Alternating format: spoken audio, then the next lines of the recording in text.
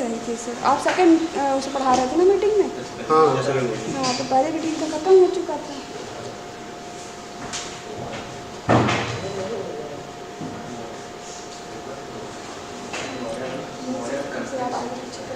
अच्छा अच्छा ठीक है, ऐसे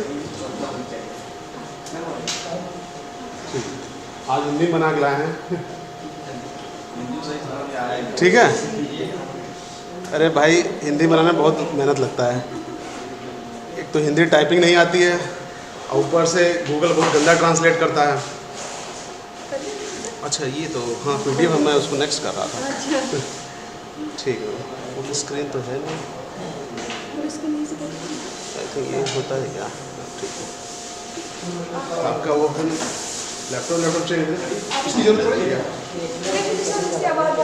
आवाज़ इसका माइक्रोफोन इसमें लैपटॉप में ना तो आ जाएगा।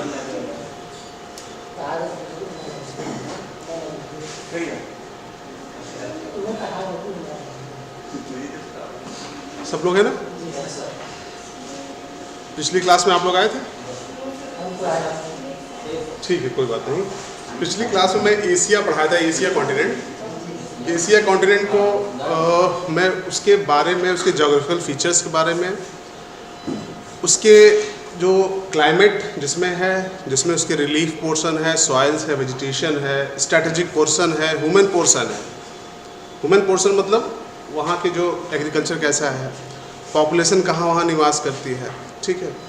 हाइड्रो इलेक्ट्रिक पावर्स कहाँ जो है, बड़े बड़े डैम हैं। कौन कौन से ऐसे पॉइंट्स हैं एशिया में जो स्ट्रेटेजिक लोकेशन से बहुत इंपॉर्टेंट है, जिसको जियो पॉलिटिकल लोकेशन कहते हैं, जियो पॉलिटिक्स के लिए बहुत इंपॉर्टेंट माना जाता है।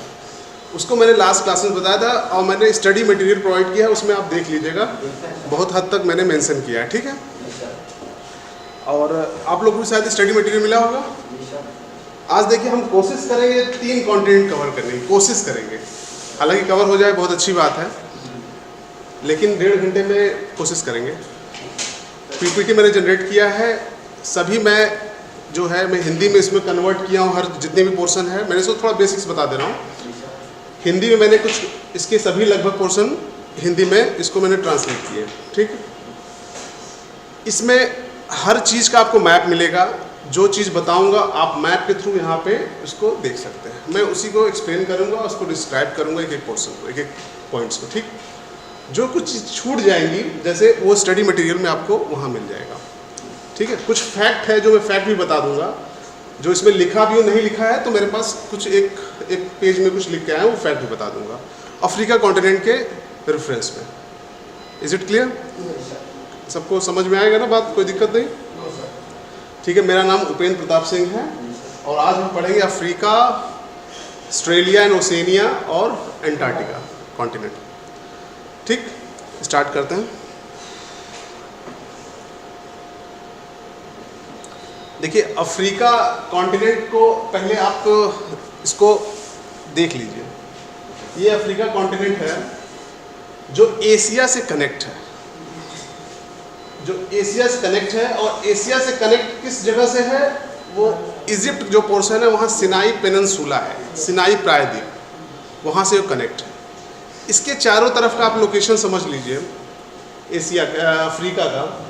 अफ्रीका ऊपर जो मेडिटेरियन सी है, मेडिटेरियन सी मतलब भूमध्य सागर, जो यूरोप को अलग करता है। इसके वेस्ट में, फॉर वेस्ट में देखिए नॉर्थ अटलांटिक ओशन है, साउथ में साउथ अटलांटिक ओशन है, और इधर ईस्ट की तरफ इंडियन ओशन है, ठीक है। आप देख सकते हैं इसके चारों तरफ का एक ओशन से घिरा हुआ है, चारों तरफ लगभग पानी से क्षेत्र से पूरा घिरा हुआ है। आप ईस्ट नॉर्थ ईस्ट के पोर्शन देखेंगे, गल्फ ऑफ अडन, जो मैं एशिया बता रहा था, जो स्ट्रेटेजिक लोकेशन में कहा मैंने बताया था, ठीक है, गल्फ ऑफ अदन। और अंदर जाएंगे तो क्या आएगा? ये आपका रेड सी आएगा, रेड सी, लाल सागर। थोड़ा इंग्लिश में शब्द रहेगा, कोई दिक्कत है, मैं हिंदी में भी दोहरा दूंगा। लाल सागर है, लाल सागर और भूमध्य सागर आप देख रहे हैं, उसको कनेक्ट करता है एक स्वेज कैनाल बनाया गया था। स्वेज आज से लगभग 150 साल पहले, ठीक है, इसको स्वेज कैनाल बनाया गया जो भूमध्य सागर को लाल सागर से कनेक्ट करता है। इससे लाभ क्या हुआ? इससे प्रॉफिट होगा, लाभ, इससे लाभ है तभी लाभ ये हुआ कि जो ब्रिटिश थे, जो यूरोपियन कंट्रीज के जो अपने उपनिवेश बनाए थे एशिया में, वो पूरा एशिया को नीचे से, ये अफ्रीका को नीचे से पूरा ऐसे होते हुए देख रहे हैं, साउथ से होते हुए फिर वो इंडिया पहुंचते रहे। इसके बनने से लगभग 7,000 किलोमीटर, लगभग 7,000 किलोमीटर कम पड़ गया, मतलब कम हो गया। अगर 17,000 किलोमीटर पूरी यात्रा आ रही तो मतलब 10,000 किलोमीटर की यात्रा अब करनी पड़ती थी। समझ रहे हैं? स्वेज कैनाल जो है वो एक प्रकार का, देखिए उस पर एक उसका जो नेशनलाइज हुआ वो इजिप्ट ने कर लिया, मिस्र उसका हिंदी में नाम है, मिस्र देश के ये अंतर्गत आता है। मिस्र देश ही इसका जो है चुंगी वसूलती है, पैसा वसूलती है। यहाँ से जहाज़ जो है धीरे धीरे करके 10 से 12 घंटे में स्वेज कैनाल को पार करते हैं। स्वेज कैनाल को आप देखेंगे, इसमें स्वेज कैनाल को आप देखेंगे कुछ इस तरह का कैनाल है। ये इसलिए मैं आपको थोड़ा सा बता रहा हूँ क्योंकि इससे यूपीएससी और पीसीएस के प्रीलिम से क्वेश्चंस आते हैं। ठीक है, ये अफ्रीका का जो ये हिस्सा है और ये एशिया से अलग है। ठीक है, मैं यही बता रहा हूँ। और ये मेडिटेरियन सी है, ठीक, भूमध्य सागर, ये लाल सागर है। ठीक, और मैं पिछली बार बताया था ये अरेबियन ओशन और लाल सागर जो बीच में, ये देखिए गल्फ ऑफ अदन है, एक यहाँ स्ट्रेट पाया जाता है, जल डमरू मध्य। जल डमरू मध्य बताया था मैं आपको, हाँ, स्ट्रेट जिसको बोलते हैं, उस स्ट्रेट का नाम आपको मैंने बताया था, याद है? बाब अल मंडेब। ये बहुत ही इम्पोर्टेंट है। ठीक है, क्योंकि ये पूछा जाता है सीधा साधा। यूपीएससी ने क्वेश्चन पूछता है कि हाँ, और ऐसे नहीं पूछता, यूपीएससी पूछेगा कि अगर इंडिया से, मुंबई से आपको जाना है यूरोप, तो किस स्ट्रेट से होके गुजरेंगे? 4 स्ट्रेट का नाम, स्ट्रेट में 4 डमरू मध्य का नाम दे देगा और आपसे कहेगा इसमें कौन सही है। Isn't it? समझ रहे हैं? तो आपको बाब अल मंडेब दिखेगा, आराम से उसको टिक कर सकते हैं। ठीक, कुछ दिक्कत नहीं? अच्छा, मैं वो थोड़ा सा बता रहा था। अगर अब रेड ओशन, ये रेड सी से आप अंदर एंटर करेंगे, ठीक, तो आपको जो ये स्वेज कैनाल का ये छोटा सा आप दिख रहा है, ये कई झीलों से मिलके बना है। बिटर लेक है ना, great bitter, little bitter lake. यहाँ पे आपको पोर्ट सईद दिखेगा, यहाँ पोर्ट सईद है, और यहाँ होगा पोर्ट ऑफ स्वेज। ठीक है, ये यहाँ बंदरगाह है एक तरह से। एंट्री और एग्जिट के लिए जहाँ रोके जाते हैं, जैसे टोल टैक्स पर रोके जाते हैं, उस तरह का एक बंदरगाह बनाया गया है। यहाँ जो शिप जाते हैं उनको क्या करते हैं, पैसा दिया जाता है और उसके बाद एंट्री की जाती है। ठीक है, एक छोटा सा मैं स्वेज कैनाल के बारे में आपको बता दिया। अब बात करते हैं अफ्रीका का। देखिए अफ्रीका कॉन्टिनेंट जो है ये एशिया के बाद सबसे दूसरा कॉन्टिनेंट है क्षेत्रफल के दृष्टिकोण से। जैसा आप हिंदी में लिखा है इसमें स्पष्ट पढ़ सकते हैं। इसकी महत्वपूर्ण बातों में आप देख सकते हैं, मैंने इसके बारे में बताया। ये कॉन्टिनेंट है, ये कुछ इस प्रकार का आपको दिख रहा है, ये कुछ इस प्रकार का कॉन्टिनेंट है। इस पे तीनों रेखाएं होकर गुजरती हैं। तीनों रेखाएं मतलब जो वृत्त में, हाँ, कर्क रेखा, विषुवत रेखा और मकर रेखा, तीनों रेखाएं होकर गुजरती हैं। इसलिए यहाँ का क्लाइमेट जो है थोड़ा सा विषम हो जाता है, यानी यहाँ पे आपको हर तरह का क्लाइमेट देखने को मिलेगा लगभग। ठीक है, यहाँ पे आपको विषुवत रेखी वर्षावन भी दिखेंगे, यहाँ पे आपको उष्ण कटिबंध मरुस्थल भी दिखेगा, बड़ा मरुस्थल। ऐसा बहुत कम ही देशों में होता है। ठीक है, जो कि ऐसा बहुत कम ही महाद्वीप में होता है। ठीक है, जैसा इसमें स्पष्ट है कि यहाँ इसमें अफ्रीका कॉन्टिनेंट में लगभग 54 देश है, 54 देश है। अभी हाल ही में अभी करंट में जो बना था वो साउथ सुडान देश बना था। सुडान देश को 2 भागों में अलग कर दिया गया था। ठीक है, निर्जाति और भाषाई संस्कृति और संसाधनों की वजह से उसको वहाँ पे अलग कर दिया गया। ठीक, अब इस कॉन्टिनेंट में आप देख सकते हैं कि इस कॉन्टिनेंट में बहुत से ऐसे देश हैं जो पूर्ण रूप से मरुस्थली हैं, जो पूर्ण रूप से विषुवत मतलब रेखी वनों में आते हैं पूरा, जैसे जायरे है, कांगो देश, वो लोग पूरा वनी क्षेत्र है।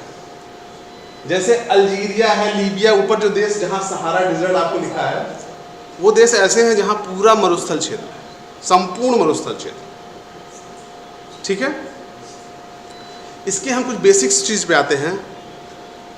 देखिए अफ्रीका के कुछ भौतिक भाग में देखिए बांटा गया है इसको पठारी क्षेत्र। देखिए अफ्रीका महाद्वीप कुछ इस प्रकार का है, आप देखें कुछ इस से, मान लीजिए वेस्ट है और ये ईस्ट पोर्शन है, तो ईस्ट और वेस्ट में अफ्रीका को देखें कुछ इस प्रकार टेबल की तरह दिखेगा, एक टेबल की तरह पूरा हाईलैंड्स। उसकी जो उच्च भूमि है वो एक टेबल की भांति दिखेगी, जैसे आप टेबल पे हाथ रखे हैं उस प्रकार के टेबल की तरह दिखेगा। इसको टेबल लैंड भी बोलते हैं। ये पूरा उच्च भूमि क्षेत्र है, पूरा उच्च भूमि क्षेत्र। बस जायरे और जिसे जो कहते हैं जायरे, जिसे कहते हैं कांगो देश, वो निम्न भूमि क्षेत्र में आता है। अफ्रीका के बारे में एक और बात बता दें, अफ्रीका कुछ ये आप देख रहे हैं, अफ्रीका यहाँ से बीच से अलग हो रहा है, टूट रहा है, टूट के अलग हो रहा है। कारण ये प्लेट्स, जो मैंने लास्ट टाइम बताया था, प्लेट्स जो है, अर्थ हमारा जो पृथ्वी है कई प्लेटों से मिलके बनी है। ठीक है, तो उसका एक प्लेट जो है, ये वाला सिरा जो है अंटार्कटिका का हिस्सा है और इंडियन ओशन का हिस्सा है, जो इस क्षेत्र से अलग हो रहा है, टूट रहा है। प्लेट जिस हिस्से से टूटती है और क्या होता है, और दो प्लेट एक दूसरे से जब अलग होते हैं तो वो वाला क्षेत्र एक गैप बन जाता है। उस गैप में या तो ज्वालामुखी, सर्वप्रथम वहाँ क्या होगा, ज्वालामुखी क्रियाएं होंगी, वहाँ पे जो भी पर्वत होंगे वो सब ज्वालामुखी सक्रिय हो जाएंगे। तो आपको इस क्षेत्र में जो लाइन में देखा रहा हूँ, ये इस क्षेत्र में, ये अफ्रीका को जो ऐसे करते हुए सीधा आगे बढ़ते हुए, ये क्षेत्र जो है ये फॉल्ट जोन में आता है, भ्रंश घाटी बनती है यहाँ पे। और जब भ्रंश घाटी जहाँ बनती है, ठीक है, वहाँ दो एक्टिविटीज़ होती हैं, एक तो ज्वालामुखी क्रिया होगी, दूसरा भूकंप आएगा। ठीक, और जब भूकंप और ये सिस्मिक एक्टिविटी जोन इसे आता है यहाँ पे, lake Nyasa, Rudolf, Albert, Edward. Lake Nyasa को मलावी भी बोलते हैं। ये झीलें हैं, कभी कभी कहता है इसको नॉर्थ से साउथ अरेंज कीजिए। रुडोल्फ, एल्बर्ट, एडवर्ड, न्यासा या मलावी सीधा अरेंज कर दीजिए। कुछ इन झीलों से कुछ रिवर्स भी निकलती हैं। ठीक, जैसे विक्टोरिया बताया कि विक्टोरिया से नील नदी सीधा ये इजिप्ट की ओर जाती है। अभी मैं बस इसको फोटो दिखाऊंगा, आपको बस समझ में आने लगेगा। ठीक है, पठार, पर्वत, रेगिस्तान, नदियाँ और द्वीप, जितना मैं बता रहा हूँ इसी के संदर्भ में भी बता रहा हूँ। ठीक है, पठार को मैंने अभी डिफाइन नहीं किया है, मैंने नदियाँ बता दी हैं, अभी कुछ पर्वतें बता रहा हूँ, धीरे धीरे करके आपको एक एक चीज़ समझ में आता जाएगा। ठीक, अब आप ध्यान दीजिए, बैठ जाइए आराम से, बहुत गर्मी है। क्या अफ्रीका के अगर हम पठारी क्षेत्र को बांटेंगे तो 3 भागों में बांट सकते हैं। साउथ, आप फोटो में देख सकते हैं ना, इसमें स्क्रीन देख सकते हैं। साउथ प्लेट्यू, जो साउथ अफ्रीका का प्लेट्यू है, जिसमें वेल्ड वगैरह है, वेल्ड क्षेत्र है, ड्रैकन्सबर्ग पर्वत वगैरह है। ठीक है, ड्रैकन्सबर्ग पर्वत दिख रहा है आपको नीचे। दूसरा है ईस्ट अफ्रीकन प्लेट्यू, ईस्ट जो देख रहे हैं आप, ईस्ट अफ्रीकन, जिसमें कीनिया, तंजानिया ये वाले हिस्से क्षेत्र आते हैं। लगभग ये आगे होते हुए सोमालिया तक चला गया है। जो आपको अफ्रीका का एक निकला हुआ हिस्सा दिख रहा है, उसको हॉर्न ऑफ अफ्रीका बोलते हैं। हॉर्न मतलब सींग की तरह नहीं निकला है, एकदम किनारे देखिए, एकदम ईस्ट में, नॉर्थ ईस्ट के हिस्से में, इसको हॉर्न ऑफ अफ्रीका कहते हैं। यहाँ जिबूती, इरिट्रिया और सोमालिया का हिस्सा है। कभी कभी एक बार पूछा है यूपीएससी ने कि हॉर्न ऑफ अफ्रीका में कौन से देश नहीं आते हैं। 4 देशों का नाम दे दिया है, इनमें से कौन नहीं आता है, और चारों देश वहीं उसी जगह के देंगे नाम। ऐसा नहीं कि एक देश का वेस्ट मैप किसी का नाम दे दिया ताकि आप आराम से बना, वो चारों वहीं का देगा। ये क्वेश्चन कठिन और क्वेश्चन को थोड़ा सा घुमाने का तरीका है, तो प्रिलिमिनरी में ये चीज़ ध्यान रखा जाता है।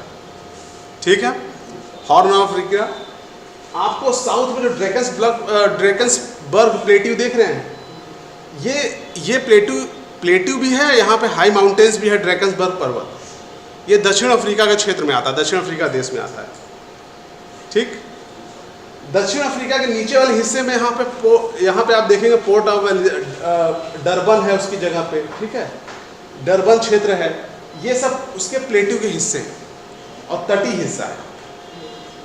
नेक्स्ट थर्ड है जो है इथोपियाई हाईलैंड्स, इसमें देख सकते हैं इथोपियाई हाईलैंड जो ऊपर आप देख रहे हैं, जो हॉर्न ऑफ अफ्रीका की जगह पे, वहाँ इथोपिया का क्या है, ये पठार है। देखिए इथोपिया जो है पूरा पठारी क्षेत्र पे है लगभग, ठीक है, और यहाँ से नील नदी की एक शाखा जा निकलती है, और लेक, अब यहाँ पे एक लेक है, हाँ, यहाँ से निकलती है। और इस जगह जो मैं आपको बता रहा हूँ टंगानिका झील एक है, टंगानिका झील, ये भी फाल्ट क्षेत्र में भी आता है। ये टंगानिका जो झील है, ये अफ्रीका में सबसे ऊंचाई पे स्थित है। ठीक है, इन तीन हाईलैंड्स यानी पठारी क्षेत्र के अलावा आप देखेंगे कुछ छोटे छोटे मैंने इसके पॉइंट्स बनाए हैं। कटांगा पठार, देखिए कटांगा पठार आप देख रहे हैं, जो बीच वाला अंगोला प्लेटियो और उसके ऊपर वाला हिस्सा, वो कटांगा पठार में आता। कटांगा देखिए पठारी क्षेत्र है, इसके अंतर्गत ये बहुत ही रिच है खनिजों से।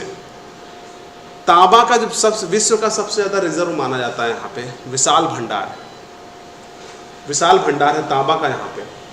खुदाई अफ्रीका जो है इतना अमीर, अफ्रीका में इतने अमीर देश नहीं स्थित हैं, इसलिए इनका खनन जो है थोड़ा सा मुश्किल है, समझ रहे हैं, इतने पैसे नहीं हैं इनके पास। ये इसका औपनिवेशिक जो है हमेशा यूरोपियन देश इसके ऊपर कब्जा किया। 1950-60 के बाद ये सब देश धीरे धीरे स्वतंत्र होने लगे। जो अफ्रीकन देश थे, इन अफ्रीकन देशों पे जो यूरोपियन का पहले उपनिवेश था, तो क्या करते, जैसे भारत में रूल करते थे उसी प्रकार यहाँ पे रूल करते थे।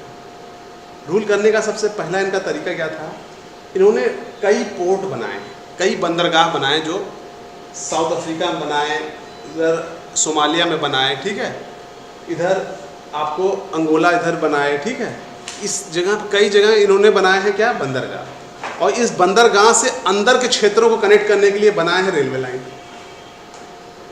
तो कटांगा जो पठार है, कटांगा पठार से अंदर की ओर यहाँ पे इसको एक रेल रूट है, इसको कॉपर रेल रूट भी बोलते हैं, मतलब तांबा रेल परिवहन, उससे रेल परिवहन होता है तांबा का, इसको तांबा रेल परिवहन बोलते हैं। हालांकि अफ्रीका का सबसे बड़ा रेल रूट सबसे ऊपर मिस्र से लेके नीचे साउथ अफ्रीका के तक है, उसको केप कायरो रेल रूट बोलते हैं। Cape Cairo, Cape of Good Hope जानते हैं, सबसे नीचे अफ्रीका का सबसे निचला हिस्सा है Cape of Good Hope, Africa का सबसे निचला हिस्सा, उससे केप, और उधर ऊपर कहाँ गया, मिस्र का हिस्सा, वहाँ उसकी जो कायरो काहिरा, उसको हिंदी में बोलते हैं काहिरा, उस दोनों को मिलाने वाला क्या है, केप टाउन साउथ अफ्रीका हो गया, और ऊपर हो गया क्या, मिस्र का कायरो यानी काहिरा क्षेत्र को मिलाने वाली एक रेल रूट बनाई गई थी, वो सबसे बड़ी रेल रूट है। ठीक है, इथोपिया का पठार में देख सकते हैं आप, टाना झील है जो नील नदी का स्रोत है, जैसा मैंने बताया था। और ग्रेट जो ड्रैकन्सबर्ग पर्वत आप देख रहे हैं प्लेट्यू, वहाँ पे एक ग्रेट कारू क्षेत्र है, ग्रेट कारू क्षेत्र, ठीक है। ये सब पूछा जाता है परीक्षाओं में। और आगे अदामवा पठार, ये सवाना रीजन का जो है, इसको बोलते हैं अदामवा पठार। ठीक, नेक्स्ट आइए, अफ्रीका की कुछ पर्वत श्रेणियां देख लीजिए। इसमें 1 2 3 4 जो इसमें पॉइंट्स बने हैं, इसको आप देख सकते हैं। अफ्रीका में केवल एक ही मोड़दार पर्वत है, यानी मोड़दार पर्वत समझ रहे हैं, वलित होके, वलत जैसे हिमालय है, वो सबसे ऊपर जो 1 नंबर देख रहे हैं मैप में, उसको कहते हैं एटलस पर्वत। एटलस माउंटेन, ठीक है, यही एक मोड़दार पर्वत है। बाकी जो है प्लेट्यू के हिस्से पे ऊंचे उठे हुए पर्वतीय भाग हैं। आप देख सकते हैं इन जो पर्वत श्रेणियां हैं इनकी एक खासियत है, इनकी जो सबसे महत्वपूर्ण विशेषताएं मैंने इनको पॉइंट्स में लिख दिया है। या तो वो ज्वालामुखी पर्वत है, ठीक है, या तो ज्वालामुखी पर्वत है, या तो फॉल्ट में स्थित है, कोई ब्लॉक माउंटेन है, फॉल्ट रीजन में उठा हुआ कोई ब्लॉक माउंटेन। जैसे देखिए एटलस पर्वत कहाँ है, एक जो मैंने एक पॉइंट बनाया है ये है सहारा, ये ऊपर सबसे नॉर्थ वेस्ट के सबसे ऊपर हिस्से में। जो जिब्राल्टर आप देख रहे हैं, यूरोप और अफ्रीका को अलग करना एक जिब्राल्टर यहाँ पे स्ट्रेट भी है, जल डमरू मध्य भी है, जो भूमध्य सागर को नॉर्थ अटलांटिक ओशन से जोड़ता है। समझ रहे हैं? एक नंबर जो है एटलस पर्वत है। रुवेंजोरी पर्वत कहाँ है? युगांडा और कांगो बेसिन में। युगांडा और कांगो बेसिन में, जहाँ आप पांचवा हिस्सा देख रहे हैं ना, उसके ऊपर देखिएगा, यहाँ इस बीच में है रुवेंजोरी पर्वत है, युगांडा और कांगो बेसिन बीच वाले हिस्से में। माउंट एल्गन पर्वत जो है एक प्रकार का, यहाँ जितने भी यहाँ देखिए कुछ ज्वालामुखी एक्टिव भी हैं और कुछ सुसुप्त निष्क्रिय हैं।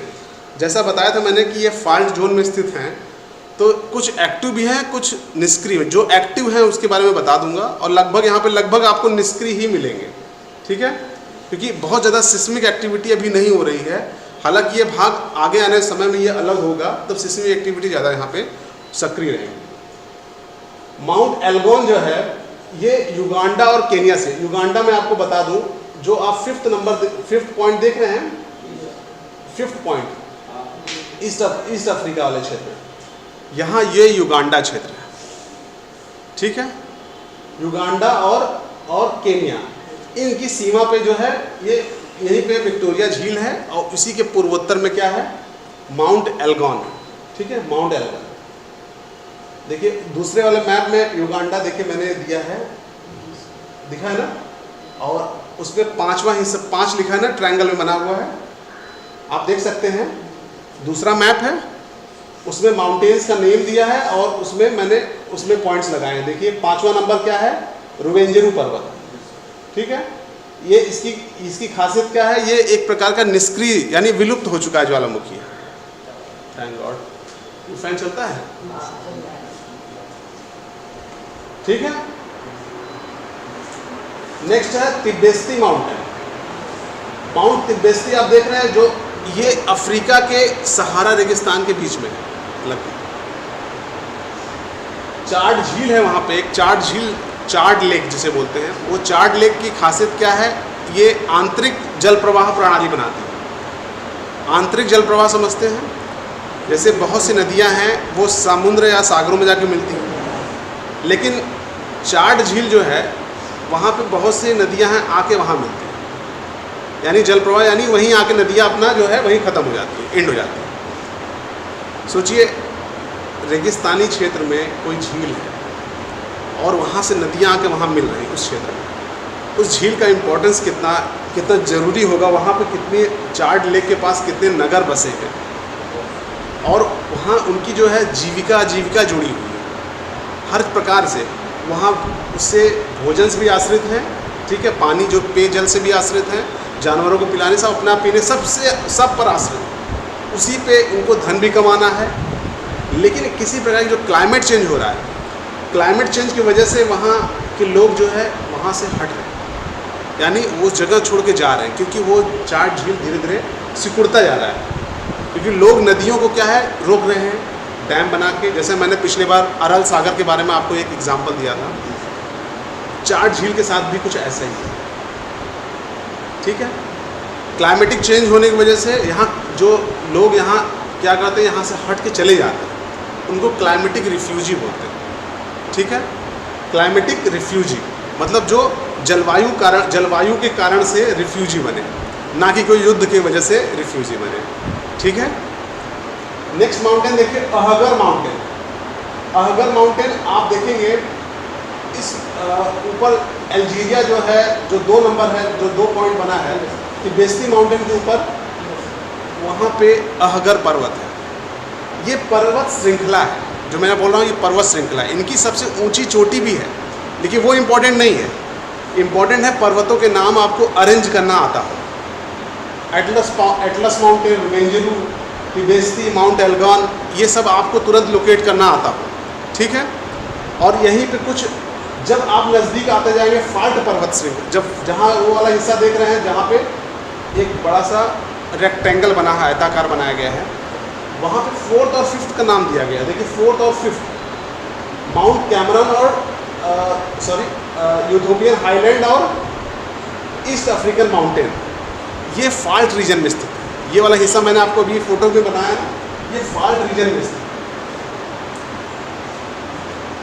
अफ्रीका का सबसे ऊंचा पर्वत कौन है, आपको पता है? शायद मैं यहाँ लिखा भी हूँ। अफ्रीका का सबसे ऊंचा पर्वत एटलस रेंज है, पर्वत श्रृंखला है। पर्वत जैसे माउंट एवरेस्ट, हिमालय नहीं, हिमालय पर्वत नहीं, पर्वत श्रृंखला है, यानी कई पर्वतों की एक सीरीज है। समझ रहे हैं? यहाँ पे आपको कुछ नाम लिखा हुआ, किलिमंजारो लिखा है, देखिए ये अफ्रीका का सबसे हाईएस्ट पर्वत, ये माउंटेन पीक है, पर्वत चोटी। ये एक ज्वालामुखी शंकु है, मतलब वही ज्वालामुखी, एक ज्वालामुखी पर्वत है। और सबसे अच्छी बात, आपको एक खास बात बता दें, माउंट केनिया और किलिमंजारो लगभग दोनों आसपास हैं, और ये फर्स्ट और सेकंड है। किलिमंजारो फर्स्ट हाईएस्ट है और ये सेकंड हाईएस्ट है। ठीक समझ रहे हैं? माउंट केनिया इक्वेटर यानी विषुवत रेखा पे एकदम स्थित है लगभग। कभी प्रश्न पूछ सकता है कि विषुवत रेखा के सबसे नज़दीक कौन सी पर्वत है, कौन सा पर्वत चोटी है? तो माउंट केनिया। किलिमंजारो आपको देखिए तंजानिया में है। कभी कभी पीसीएस पूछता है, यूपी पीसीएस, कि कौन कौन से पर्वत श्रृंखला, उनका देश का नाम। माउंट किलिमंजारो लिख लेगा, बगल स्टेट में आपको कोई देश का नाम लिख देगा, तो आपको पता रहना चाहिए देश का नाम, कौन सी चोटी कौन से देश के सामने। मुश्किल से 10 ही हैं, और 10 सबके देश के नाम आगे लिखे। ठीक है, इसमें कोई दिक्कत हो तो बताइए। ड्रैकन्सबर्ग पर्वत में बार बार नाम ले रहा हूँ, ये पूछा जाता है, साउथ अफ्रीका में है। ठीक है, ड्रैकन्सबर्ग प्लेट्यू भी है, पर्वत रेंज भी है, और वहाँ पे, और ये बहुत खनिज के रूप में बहुत इंपॉर्टेंट भी है। ठीक है, नेक्स्ट करते हैं।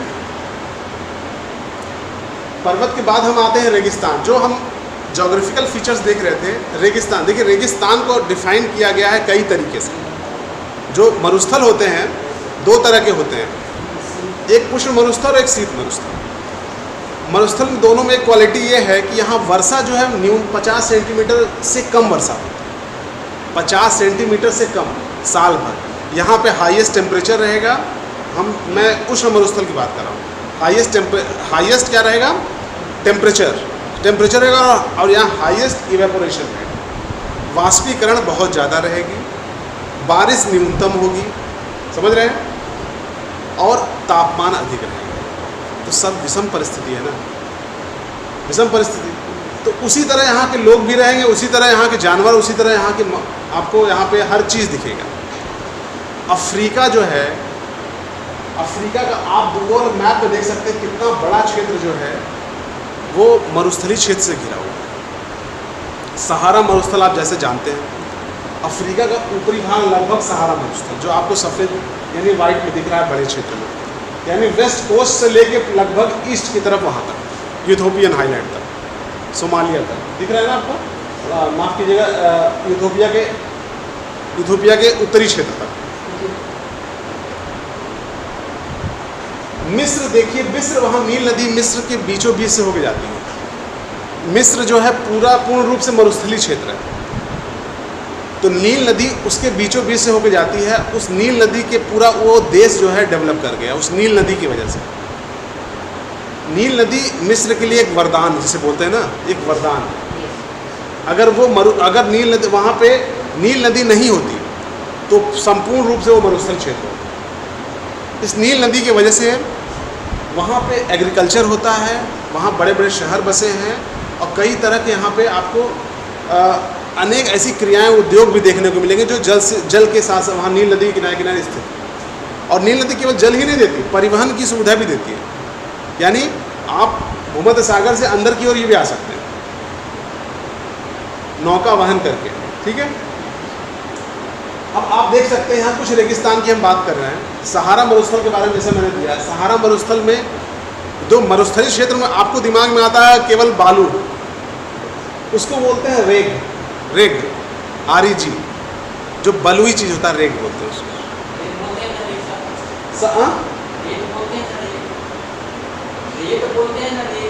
रेग REG, रेत तो हिंदी उसका मरुस्थल का हिंदी रेगिस्तान है। रेत, रेत मतलब सैंड होता है, रेग है ये। और फिर उसके बाद हमादा है, वहाँ पे आपको क्या क्या दिखेगा, बालू दिखेगा, बड़े बड़े चट्टान के टुकड़े दिखेंगे, बड़े बड़े छोटे अपर्दित छोटे छोटी पहाड़ियाँ दिखेंगी मरुस्थलीय क्षेत्र में। इनका सबका नाम है, जैसे हमादा का मतलब चट्टानों से बने पठार ना, रेत की चादरों से, जैसे अर्ग हो गया। अर्ग क्या, रेत के मतलब आपको पूरा रेत ही रेत चारों अगर दिखेगा तो उसे कहेंगे अर्ग, अर्ग क्षेत्र। ओएसिस, इसका हिंदी सही से लिखा ओएसिस, मैं पिछली बार बताया था ओएसिस क्या होता है। ओएसिस ऐसे क्षेत्र हैं कि मरुस्थलीय क्षेत्र में अगर कहीं भी छोटे छोटे तालाब दिख गए, कहीं के बीच में वो छोटे तालाब दिखते हैं, वो चला उसको ओएसिस के बनने के पीछे भी एक साइंटिफिक रीज़न है कि ग्राउंड वाटर टेबल, जो ज़मीन स्तर का जो है वो ऊपर आ जाता है। वहाँ वो भाग इतना अपर्दित हो जाता है, यानी जहाँ आप खड़े हैं इसको इतना अपर्दित कर दे कि भूमिगत पानी जो है दिखने लगे, ठीक है। उसे क्या करेंगे, कुंड बन जाएगा, तो वहाँ पे तो 12 महीने पानी रहेगा। तो सेम वैसे ही वहाँ पे कि अगर अपवहन डिफ्लेशन क्रिया के द्वारा मरुस्थली का वो हिस्सा हट जाता है, यानी हवा के द्वारा उसे हटा दिया जाता है, तो वो जो हिस्सा खाली हो जाता है, बीच का भाग, अपवहन बेसिन बनता है, वहाँ पानी भर जाता है, जो कि ग्राउंड वाटर टेबल यानी ग्राउंड वाटर टेबल के पैरेलल हो जाता है। 12 महीने यहाँ पानी रहता है। जब पानी रहेगा तो आसपास क्या होगा, हरी भरी चीज़ें आपको दिखेंगी, ठीक है। वहाँ पे छोटे मोटे क्या बोलते हैं उसे, पेड़ भी दिखेंगे, तो लोग वहाँ आके विश्राम करते हैं। उस ऐसे क्षेत्रों को बीच में ऐसे क्षेत्रों को ओएसिस बोलते हैं, ठीक है। सहारा मरुस्थल में देखिए एक जनजाति का नाम लिखा है, तुआरेग। ये घुमक्कड़ जनजातियाँ होती हैं, ठीक है। कारवां लेके भी टहलती है लोगों को एक जगह से उस एरिया को पहुँच, क्या कहते हैं, मरुस्थल को क्रॉस कराना। कोई रास्ता जानता नहीं, वो जनजाति जानती है। वो जनजाति वहाँ के लिए अपने आप को सूटेबल बना चुकी, अनुकूल कर सकते हैं। आप जान रहे हैं सहारा मरुस्थल इतना बड़ा मरुस्थल है कि यहाँ पे सरवाइव करना इतना आसान नहीं है। आम जहाँ आप इतना गर्मी फील करें, यहाँ इससे कहीं ज़्यादा गर्मी वहाँ, समझ रहे हैं। तो ये जनजातियाँ वहाँ निवास करती हैं और बहुत विषम परिस्थितियों में निवास करते हैं। तुआरेग जनजाति। न्यूबियन आपको देखेंगे वहाँ पे उस मैप पे, देखिए न्यूबियन डेजर्ट है, लाल सागर के बगल में देखिए न्यूबियन लिखा है, न्यूबियन लिखा है। इसका नील और लाल सागर, नील नदी और लाल सागर के बीच में जो मरुस्थल पाया था उसको न्यूबियन वहाँ पे नाम दिया गया है। नामीब रेगिस्तान, देखिए और भी रेगिस्तान है, कालाहारी है, नामीब है, बोत्सवाना डेजर्ट है। एक एक करके बताता हूँ और उसके बारे में एक क्वालिटी बताता हूँ। देखिए रेगिस्तान बनने के पीछे भी एक क्वालिटी बता दूँगा, अभी पहले इसकी लोकेशन जान लीजिए। नामीब रेगिस्तान, आप सीधे नीचे जाइए, कालाहारी डेजर्ट देख रहे हैं लिखा है। कालाहारी डेजर्ट के जस्ट एकदम कोस्ट पे, यानी उसके पश्चिमी तटीय क्षेत्र को वाला हिस्सा जो है उसको नामीब मरुस्थल है। देखिए लिखा भी होगा, बहुत छोटा सा दिख नहीं रहा, आपको दिख रहा है, ध्यान से देखिए, कालाहारी डेजर्ट दिख रहा है। तो उसके बगल में देखिए तट, जो तट है पश्चिम मतलब इस तरफ, देखिए छोटा सा लिखा है नामीब डेजर्ट। ये नामीब डेजर्ट जानते हैं क्या, ये शीत मरुस्थल है। ओशन से चलती है बेंगुला ठंडी जलधारा, एक जो ठंडी जलधारा है उसका नाम है बेंगुला, और जब वो चलती है तो वहाँ की हवाओं को कंडेंस कर देती है, बारिश होती नहीं उस एरिया में, तटीय क्षेत्र में, और वहाँ घना कोहरा छाया रहता है पूरा, समझ रहे हैं। इस वजह से वहाँ पे डेजर्ट पाया जाता है। बात समझ में आई? यहाँ पे इसे नामीब मरुस्थल कहा गया है। बगल में कालाहारी डेजर्ट, ठीक है। नामीब मरुस्थल के बारे में आप देख सकते हैं, कुछ पॉइंट्स लिखा हुआ है। दक्षिण अफ्रीका का एक ठंडा रेगिस्तान है, जैसे मैंने आपको शीत मरुस्थल बताया। ये दुनिया का सबसे पुराना रेगिस्तान है में से एक है, वही अकेले नहीं, उसमें से एक है। यूनेस्को ये है, ठीक है। और रेगिस्तान यहाँ पे इसके बनने के मैंने आपको लिखा है अपतटीय व्यापारिक पौने प्लस ठंडी बेंगुला धारा। अपतटीय व्यापारिक पौन मतलब है कि जो अंदर से बाहर की ओर जो हवाएं चलती हैं उसे अपतटीय, मतलब तट से बाहर की, तट से अंदर की ओर नहीं। अपतटीय अंदर से जो, मतलब अगर महाद्वीप के अंदर से अगर बाहर की ओर तट की ओर हवाएं चलेंगी तो वो शुष्क हवा रहेंगी, उसमें आर्द्रता नहीं होती है। आर्द्रता वहाँ होती है जब सागर से तट की ओर हवाएं चलती है, उसमें आर्द्रता और नमी होती है, वही बारिश करती है। जैसे मानसून हवाएं आपने सुना होगा, देखो, ठीक है। यहाँ पर रहती है होटेनटोट जनजाति। जनजाति का नाम भी जानते रहिए, किस रेगिस्तान में कौन सी जनजाति वहाँ पर रहती है, होटेनटोट, ठीक है। नेक्स्ट है कालाहारी मरुस्थल। कालाहारी मरुस्थल आप देखिए, वो बोत्सवाना मरुस्थल भी अगर नाम आएगा उसी का हिस्सा है। इसी मरुस्थल के अंदर ओक्वाम्बो एक बड़ा सा स्वैम्प है, दलदली भाग। यहाँ पे आगे ये भी एक आंतरिक जल प्रवाह प्रणाली बनाती है, जैसे चार्ट लेक बनाती है। ओक्वाम्बो बेसिन, आप जितना भी आज का एनिमल प्लेनेट पे और सब हिस्सा देखते होंगे, शेर को, हाथी को, ये सब देखते होंगे एनिमल, मैक्सिमम यहाँ ओक्वाम्बो बेसिन के बारे में बताता है। वहाँ ओक्वाम्बो बेसिन के चारों तरफ का हिस्सा दिखाया जाता है, ठीक है। वहाँ से लेके केनिया तक दिखाया जाता है। कालाहारी मरुस्थल के बारे में देखिए, एक तो पहले बात ये है वृष्ट छाया प्रभाव। वृष्ट छाया प्रभाव मतलब अगर कोस्ट से हवाएं नमी वाली आ रही हैं, बीच में पर्वत श्रृंखला है, ठीक है, पर्वत श्रृंखला है, तो क्या बहुत बड़े बड़े माइंस हैं, ठीक है। और यही पाया जाता है आंतरिक डेल्टा, जिसको मैंने ओक्वांगो डेल्टा कहा गया है। अब आगे मरुस्थली, अब सहारा के, अब हम बात करेंगे अफ्रीका के कुछ द्वीपों के बारे में। अफ्रीका तो एक सबसे बड़ा एक कॉन्टिनेंट हो गया, लेकिन उसके चारों तरफ कई द्वीप हैं। कुछ द्वीपों को मैंने यहाँ पे मेंशन किया है ताकि वो लोग आप जान जाएं। और ये जो, अगर हम ऊपर उत्तर से स्टार्ट करते हैं और साउथ में आते हैं, उत्तर में देखिए आपको मडीरा आइलैंड दिखेगा। मडीरा आइलैंड सबसे ऊपर देखिए, स्ट्रेट ऑफ जिब्राल्टर जो ब्लू में लिखा है अटलांटिक ओशन में, मडीरा आइलैंड, ये पुर्तगालियों के हिस्से में अभी भी है, ठीक है, मडीरा आइलैंड। फिर नीचे आइए, देखिए कनारी आइलैंड है, उसके नीचे आपको देखिए कनारी आइलैंड दिख रहा है जो नीले नीले रंग का ऐसे बना है कनारी। और यहाँ कनारी ठंडी जलधारा भी बहती है। सहारा मरुस्थल का ये वाला हिस्सा जो है, यानी मोरक्को और अल्जीरिया का ये वाला हिस्सा जो अगर शुष्क है, तो कारण यह है कनारी आइलैंड भी कहीं ना, कनारी ठंडी जलधारा भी कहीं इसका कारण है।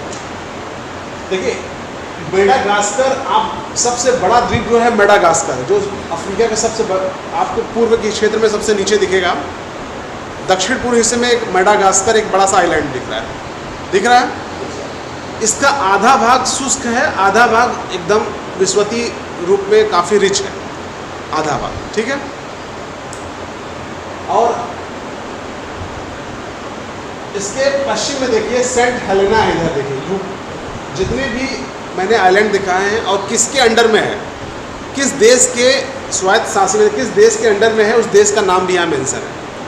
परीक्षाओं में पूछा जाता है कि द्वीप का नाम दे देगा और किसके स्वायत्त में है, यानी किसके अंडर में है, उनका देशों का नाम दे देगा।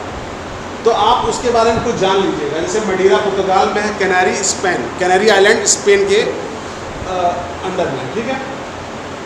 आप रियूनियन जो है फ्रांस के है। देखिए आपको मेडागास्कर के ऊपर और नीचे कुछ आइलैंड दिखेंगे। एक जंजीबार है, जंजीबार तंजानिया के हिस्से में है। जंजीबार, लौंग यहाँ बहुत फेमस है, लौंग यहाँ सबसे ज़्यादा उत्पादन होता है, जंजीबार आइलैंड। रियूनियन देखिए बगल में सेशलस है ना, कोमोरोस है। रियूनियन उसके ऊपर वाले हिस्से में दिखेगा आपको, ये फ्रांस के हिस्से में है।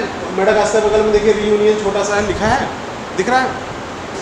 मेडागास्कर के नीचे जस्ट बगल में रियूनियन फ्रांस के अभी भी फ्रांस वहाँ पर उसका फ्रांस का शासन चलता है। कोमोरोस से देखिए, कोमोरोस आइलैंड है, वो भी है फ्रांस सेशल्स का हिस्सा है। ठीक है, ये सब किसी न किसी देश के क्या है उपनिवेश रहे हैं। बड़े बड़े देश तो अलग हो गए, लेकिन द्वीप पे भी आज भी कब्जा, क्योंकि द्वीप पे स्ट्रेटेजिक लोकेशन है। यहाँ पे यूके फ्रांस सब अपना बेस बनाए हैं। बेस समझ रहे हैं, मिलिट्री बेस समझ रहे हैं। अब जैसे बाब अल मंडेब के पास वहाँ पे कई देशों ने अपना छोटे छोटे आइलैंड है वहाँ पे। बाब अल मंडेब जहाँ पे आपको गल्फ ऑफ अदन सोमालिया का हिस्सा आगे दिख रहा है ना, अफ्रीका का हॉर्न, उस हिस्से पे देखेंगे कई देश ऐसे हैं जहाँ अपना क्या बनाए हैं, सैन्य बेस बनाए, जिसमें चाइना भी इस समय आ गया है। ठीक है, मैंने यहाँ लिख दिया है असेंशन हाईलैंड। असेंशन हाईलैंड उधर है जो आज यूके का मिलिट्री बेस है, असेंशन हाईलैंड्स।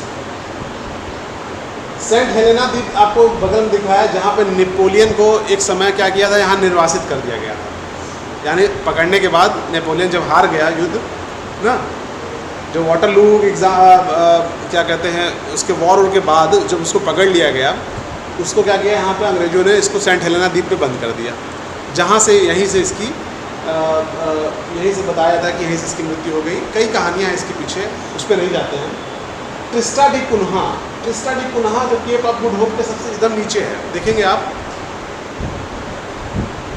ये बताया जाता है कि ये पूरा वर्ल्ड का सबसे दूरस्थम स्थान बताया जाता है। ठीक है, सबसे दूरी वाला आइलैंड है। जैसे वर्ल्ड का पूरा मैप देखेंगे, सबसे नीचे सबसे आइलैंड में ये ट्रिस्टा डी कुन्हा बताया जाता है। ठीक है, कोई और इसमें दिक्कत? अफ्रीका के रिवर्स के बारे में देख लीजिए, नदियाँ। ये नदियाँ बहुत फेमस नदियाँ, कुछ ही नदियाँ हैं, भारत से कम नदियाँ हैं, लेकिन ये नदियाँ अक्सर परीक्षा में पूछा जाता है। आप देख रहे हैं लेक विक्टोरिया, इसमें इस मैप बड़े वाले मैप में आप देखिए नील नदी। नील नदी के बारे में क्या कहा जाता है? नील नदी विश्व की सबसे लंबी नदी। ये झील विक्टोरिया से, विक्टोरिया झील आपको दिखाया था, ये लेक विक्टोरिया लिखा है ऊपर से देखिए, और ये जाके नीचे विक्टोरिया से निकलती हुई आगे बढ़ते हुए ब्लू नील से, ये वाइट नील है, ब्लू नील से मिलती है। ब्लू नील कहाँ से निकलता है? टाना झील से निकलता है, इथोपिया के टाना झील से, दिख रहा है।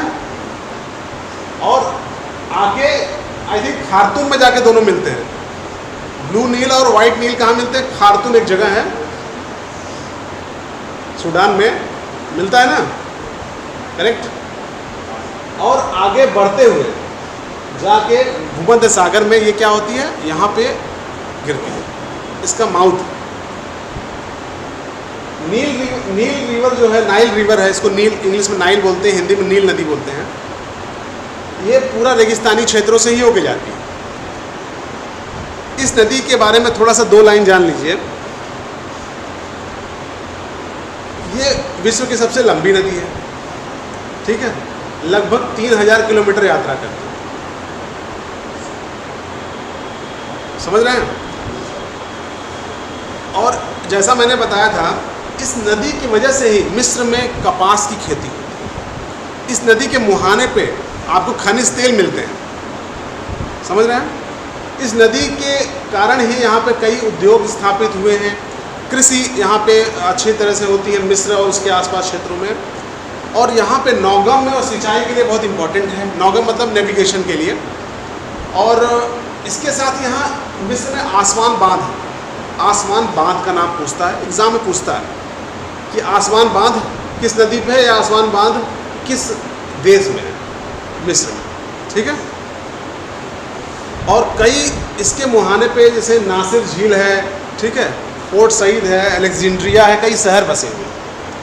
हम आगे बात करते हैं। नील नदी के बारे में छोटी सी जानकारी हो गई। विक्टोरिया झील जो है, लेक विक्टोरिया, ये फाल्ट में नहीं है, फाल्ट के बीचों बीच है, लेकिन फाल्ट रीजन में नहीं है। ठीक है, अब आपको इसमें नेक्स्ट रिवर के नाम लेता हूँ, कॉन्गो रिवर। इसको जायरे नदी भी बोलते थे, अब इसको कॉन्गो नदी बोलते हैं।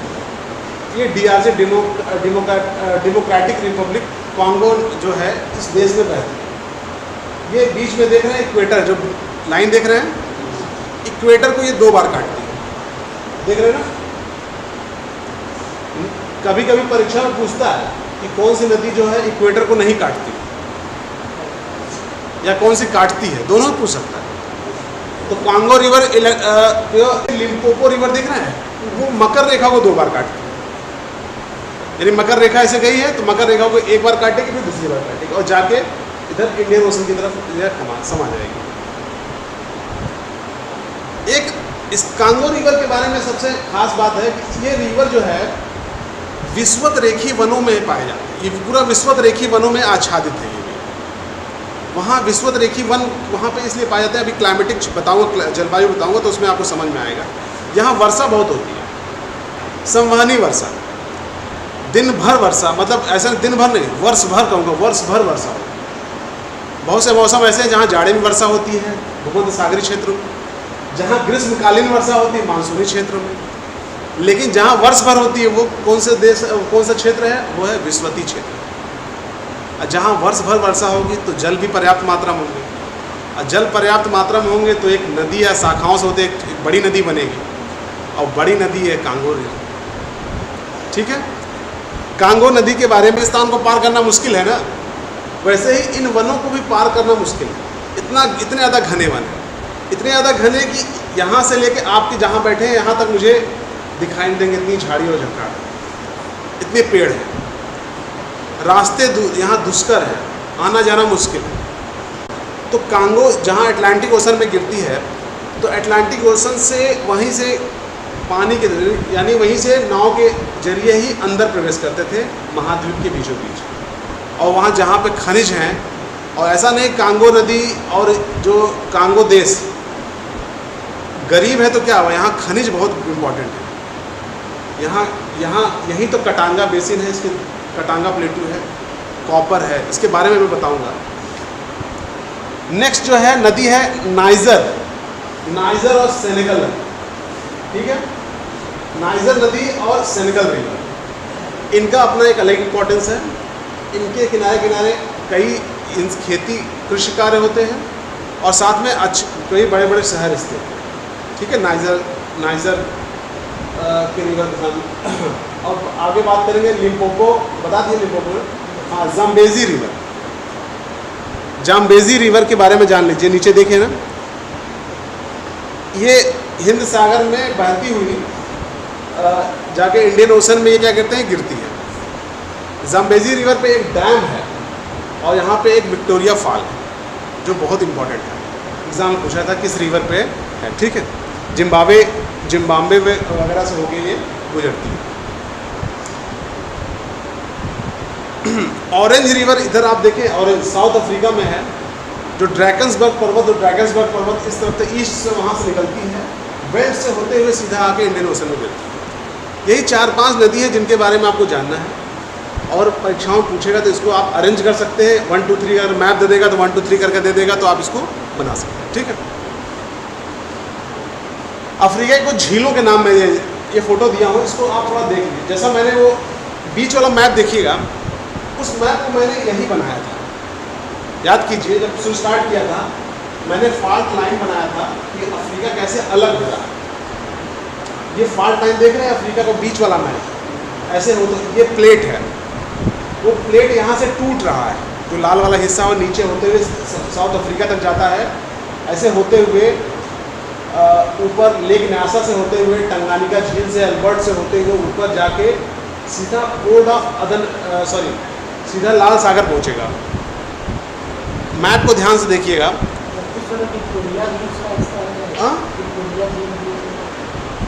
विक्टोरिया झील उसके बीच में है। देखिए, फॉल्ट में पानी भर जाने से जो झील बना है उसका नाम मैं बता रहा हूँ ना कि वो फॉल्ट झील है, यानी भ्रंश घाटी में जो झील पाई जा रही है। लेकिन भ्रंश घाटी से इतर है, थोड़ा नहीं कह सकते, परीक्षा में पूछ देगा कि आप गलत कर देंगे। ठीक है, जो झील का नाम मैं अभी आपको बनाया था, ये रूडोल्फ वगैरह सब नाम लिया था, वो जानते रहिए।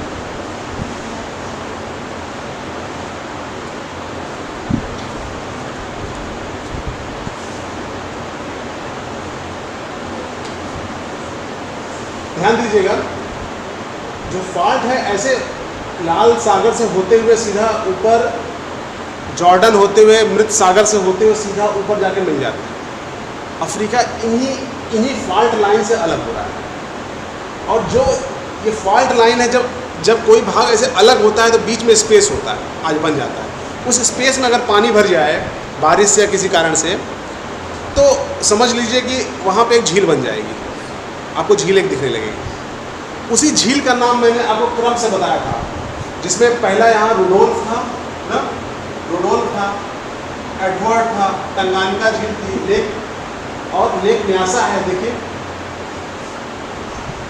लेक टुर्कियाना है, टुर्कियाना को ही रुडोल्फ ही बोलेंगे।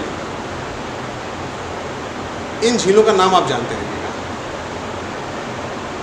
इसके बारे में आप देख, एक एक झील के बारे में आप इनका लोकेशन है उसके बारे में जान सकते हैं।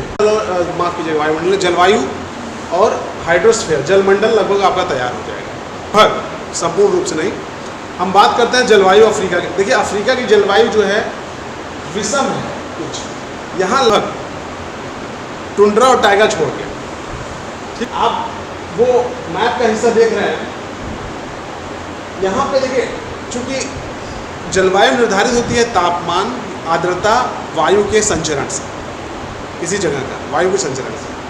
तो आप देखेंगे अफ्रीका का जो रेड वाला हिस्सा, जो डीप, जो एकदम गहरा लाल है, वो डेजर्ट एरिया है, यानी मरुस्थली जलवायु पाई जाती है।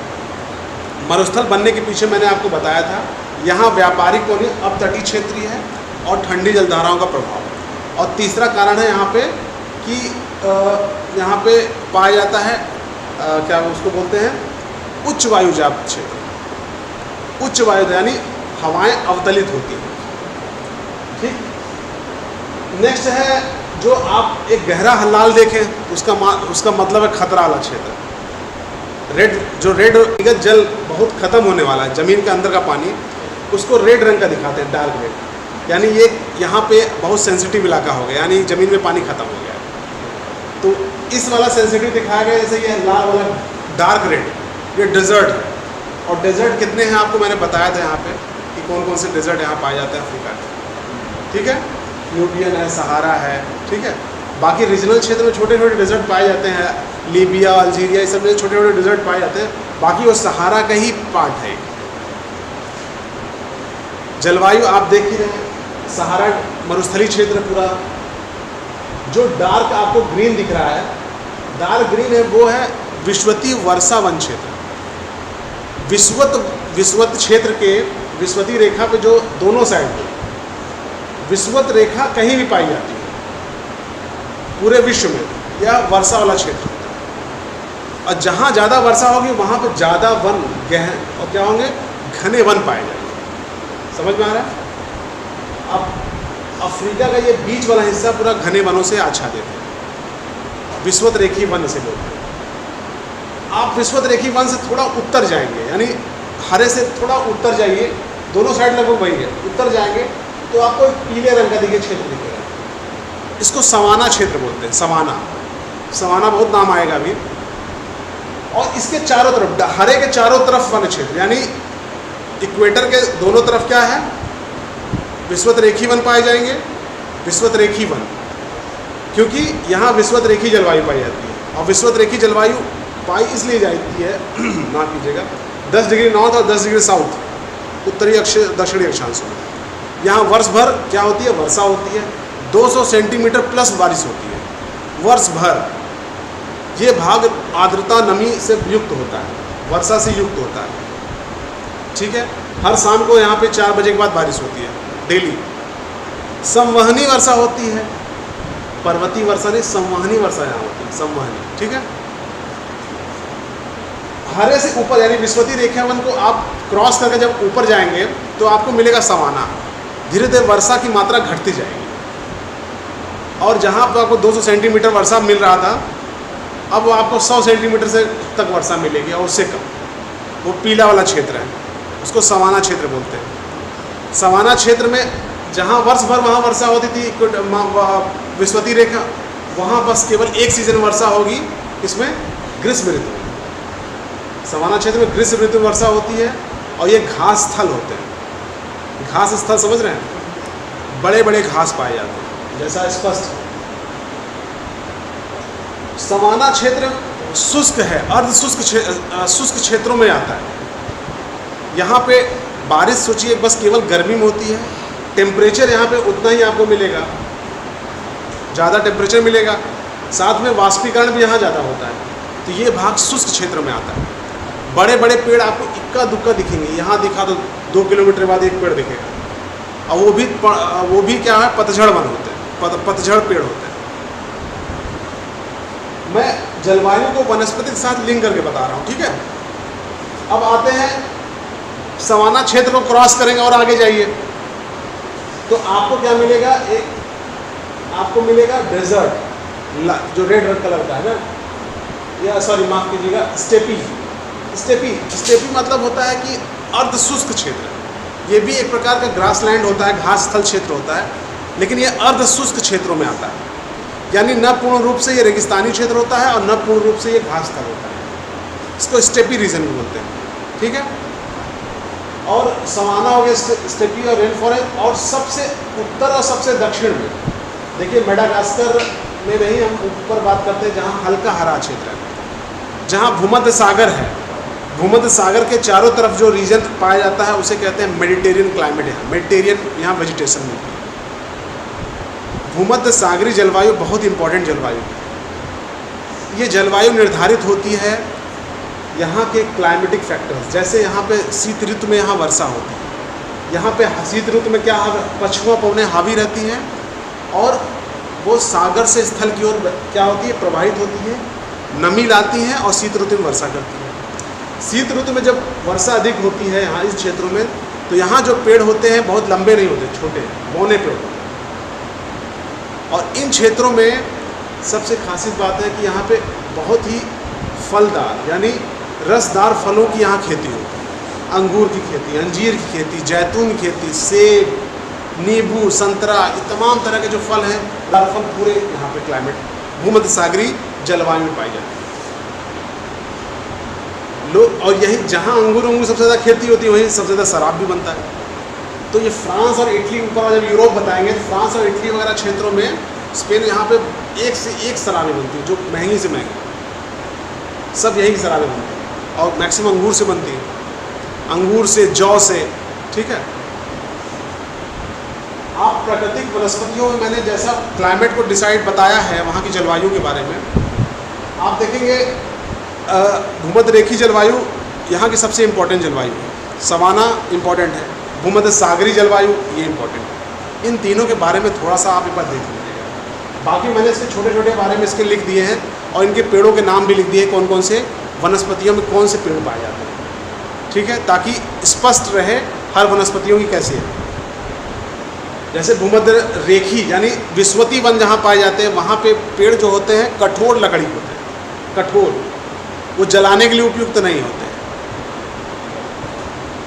लेकिन फर्नीचर के लिए उपयुक्त हो सकते हैं। लेकिन सबसे बढ़िया फर्नीचर के लिए उपयुक्त होता है जो शीतोष्ण कटिबंध में वन पाए जाते हैं, ठीक है। वो नरम लकड़ी के होते हैं, मुलायम लकड़ी के होते हैं। हार्ड लकड़ी के आप फर्नीचर नहीं बना सकते, काटना मुश्किल, वजन होती है बहुत ज़्यादा, उसको परिवहन करने में दिक्कत होती है। तो विश्वत रेखी वन जो है बहुत उपयुक्त नहीं है इनकी लकड़ियाँ, खास करके इमारती लकड़ियों के संदर्भ में देखा जाए तो आप देखेंगे यहाँ मैंग्रोव वन भी पाए जाते हैं, जो आपका अफ्रीका का जो ये इस तरह टर्न है, यहाँ गिनी तट है, ठीक है। यहाँ पे देखिए मैंग्रोव, गिनी की खाड़ी, यहाँ सबसे बड़ा मैंग्रोव वन पाया जाता है। मैंग्रोव समझते हैं, मैंग्रोव समुद्र और स्थली भाग में जब नदियाँ या छोटी धाराएं आकर मिलती हैं तो वो रीजन में काफ़ी, जैसे हमारा सुंदरवन डेल्टा है, सुंदरवन क्या है, मैंग्रोव वन है। तो वहाँ पे साल्ट वाटर और फ्रेश वाटर को दोनों को एडजस्ट करके सह सकने उन दोनों को चीज़ को सह सकने वाली क्या होती है, पेड़ वहाँ उगते हैं। मैंग्रोव झाड़ियाँ, मैंग्रोव पेड़, सोचिए वो साल्ट वाटर में जी लेते हैं, साल्ट वाटर मतलब नमकीन पानी, और ज्वार का पानी उठता है बैठता है, इसको ज्वारी वन भी बोलते हैं, मैंग्रोव वन भी बोलते हैं। ये हमारे लिए बहुत उपयुक्त है। कि समुद्र से जो कभी कभी सुनामी आती है, कभी बहुत बड़ी बड़ी वेव धाराएं बहती हैं, तो ये वन जो है हमको तट के इलाकों वाले हिस्से से बचाती है। अगर इनको आप काट देंगे तो जान लीजिए कि समझ लीजिए कि बहुत सारे जब तट से हवाएं चलती हैं, लहरें बहुत तेज़ आती हैं, ज्वार आते हैं, तो अंदर तक चली जाएगी, तटी के अंदर जहाँ मानव बसते हैं, और वहाँ बहुत जाके वहाँ जन और धन की बहुत ज़्यादा हानि होगी। समझ रहे हैं? इसमें एक चीज़ आप इसमें ध्यान दीजिएगा, जितने भी वन हैं उन वनों से संबंधित 1-2 पेड़ों के नाम याद रखिएगा। ऐसा नहीं है कि आपको किसी को बताना है, ऐसा इसलिए है क्योंकि आपको सुमेल करने में देता है मैच द कॉलम, खासकर पीसीएस की परीक्षाओं में प्रीलिम में इसका ये बताएगा कि महोगनी और आबनूस, सागौन पेड़ों में से किसी एक का नाम दे देगा, इधर इनकी वनस्पतियों का नाम दे देगा, उष्णकटिबंधीय, भूमध्य सागरी, इनसे मिलान करने के लिए देगा। तो आपको पता रहेगा तो आप मिलान ठीक से कर पाएंगे, बेहतर है। ठीक है, नेक्स्ट देखते हैं। ये अफ्रीका का पॉलिटिकल मैप है और वो सुएज कैनाल का एक छोटा सा रूट, उसका फिगर मैंने उसको बना के दिखाया है, और जो भाग मैंने एरो से वहाँ दिखाया है, एरो से स्टार्टिंग है, वो सिनाई प्रायद्वीप है। क्या थक गए क्या? ये अफ्रीका का क्षेत्रीय विभाजन किया गया। क्षेत्रीय विभाजन मतलब उत्तरी अफ्रीका, पूर्वी अफ्रीका, पश्चिमी, सेंट्रल अफ्रीका और साउथ मतलब दक्षिणी अफ्रीका। दक्षिण अफ्रीका नहीं, दक्षिणी, सदर्न अफ्रीका। दक्षिण अफ्रीका एक देश हो जाता है। ठीक है, सर तो ये सिनाई पेनिनसुला है, ये एशिया में कंसीडर किया गया है कि अफ्रीका में? तेज बोलिए। सिनाई पेनिनसुला हाँ, एशिया में कंसीडर किया गया कि अफ्रीका में? ये एक्चुअली सिनाई जो है मिस्र का भाग, तो मिस्र अफ्रीका में है, तो अफ्रीका में कंसिडर किया जाएगा। लेकिन ऐसा ये अभी विवादित बना हुआ है। कभी कभी कुछ किताबों में आपको सिनाई प्रायद्वीप एशिया से लगा हुआ भाग देगा या एशिया का कुछ भाग दे देगा, लेकिन अधिकतर क्या है, सिनाई प्रायद्वीप से ये 2 भाग अलग होते हैं, एशिया और अफ्रीका अलग होते हैं सिनाई पेनिनसुला से। ठीक है, लेकिन ये भाग आप लिखित रूप में लिख सकते हैं। अगर ये ऑब्जेक्टिव क्वेश्चन आएगा तो अफ्रीका कंसीडर करने की कोशिश कीजिए। ठीक है, कनारी आइलैंड जो स्पेन के अंदर, मैंने आपको कनारी आइलैंड दिखाया था, जो ये रेखा सीधी लाइन जा रही है, कनारी आइलैंड वहाँ पे द्वीप है, ये द्वीप है। यहीं से कनारी ठंडी जलधारा भी निकलती है, मतलब समुद्र में कनारी ठंडी जलधारा। और ये ठंडी जलधारा जो है ये जहाँ बहती है वहाँ का टेम्परेचर तो सही करती है, ठंडा करती है, लेकिन क्या है कि एग्रीकल्चर और सबके लिए, फिशिंग के लिए अच्छी नहीं है। गर्म रहना ज़रूरी है। मरुस्थल आपको भले वहाँ पे एकदम हर कोई वहाँ वनस्पतियाँ नहीं दिखती हैं, लेकिन ओशन में थोड़ा डिफरेंट हो जाता है।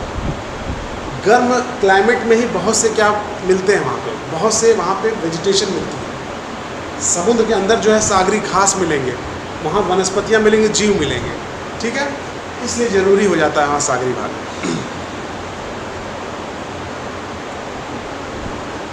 ये कुछ नाम देख लीजिए। ये नदी है, उस पर डैम्स पे आसमान, मैंने नील नदी बताया था आपको, मिस्र में स्थित है। करीबा डैम, हिंदी में सर ट्रांसलेट ठीक होगा, करीबा दामो नहीं, डैम है। ठीक है, करीबा डैम जाम्बेजी नदी, जिम्बाब्वे और जाम्बेजी के बीच में। कैंजी डैम है नाइजीरिया में स्थित है। और कहोरा जो है, बासो डैम है, वो है जाम्बेजी रिवर पे। इनका स्टडी मटेरियल आपको मिल जाएगा, इसको आप देख लीजिएगा। लोकेट, एक बात ध्यान रखिएगा, मैप बना के रखे रहेंगे, उससे पढ़ेंगे तो बहुत जल्दी समझ में आएगा। बाकी आपको लूसेंट के तरह से पढ़ेंगे तो कुछ नहीं समझ में आने वाला, क्योंकि फैक्ट जो है बहुत कठिन होता है याद रखना। कुछ चीज़ों को आप अगर अरेंज करके याद करेंगे तो बहुत जल्दी उसको आप याद कर सकते हैं। विक्टोरिया फॉल जो है बहुत इंपॉर्टेंट है। विक्टोरिया झील अलग है, विक्टोरिया फॉल अलग है। विक्टोरिया वाटरफॉल ये आपको जाम्बेजी रिवर, जिम्बाब्वे और जाम्बेजी जो जाम्बिया के बॉर्डर पे है, इस पे मिलेगा। ठीक है, विक्टोरिया फॉल ये अपने हाइट के लिए फेमस है। आई थिंक ये 2nd या 3rd लार्जेस्ट है, इसको आप देख लीजिएगा। 2nd या 3rd लार्जेस्ट हाइट में इसको मापा बताया गया है। बायोम, हाँ, एंजल फॉल आपको साउथ अमेरिका बताएंगे वहाँ पे। ठीक है,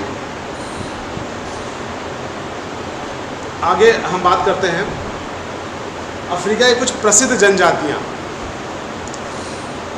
उनके देश के नाम हैं। और देखिए ये जुलू दक्षिण अफ्रीका के लिए, जुलू जनजाति जो है बहुत फेमस इसलिए है क्योंकि ये जनजाति एक समय जब अंग्रेज़ों से क्या किया था, इसने इन दोनों अंग्रेज़ों से क्या है अटैक किया था, थोड़ा हिंसात्मक हुआ था, अहिंसात्मक नहीं हिंसात्मक भी हुआ था, इसमें कई लोग मारे भी गए थे। जुलू जनजाति है, अफ्रीका दक्षिण अफ्रीका में पाई जाती है। जोसा जनजाति दक्षिण अफ्रीका में, करो और हमर जो है इथोपिया में पाई जाती है।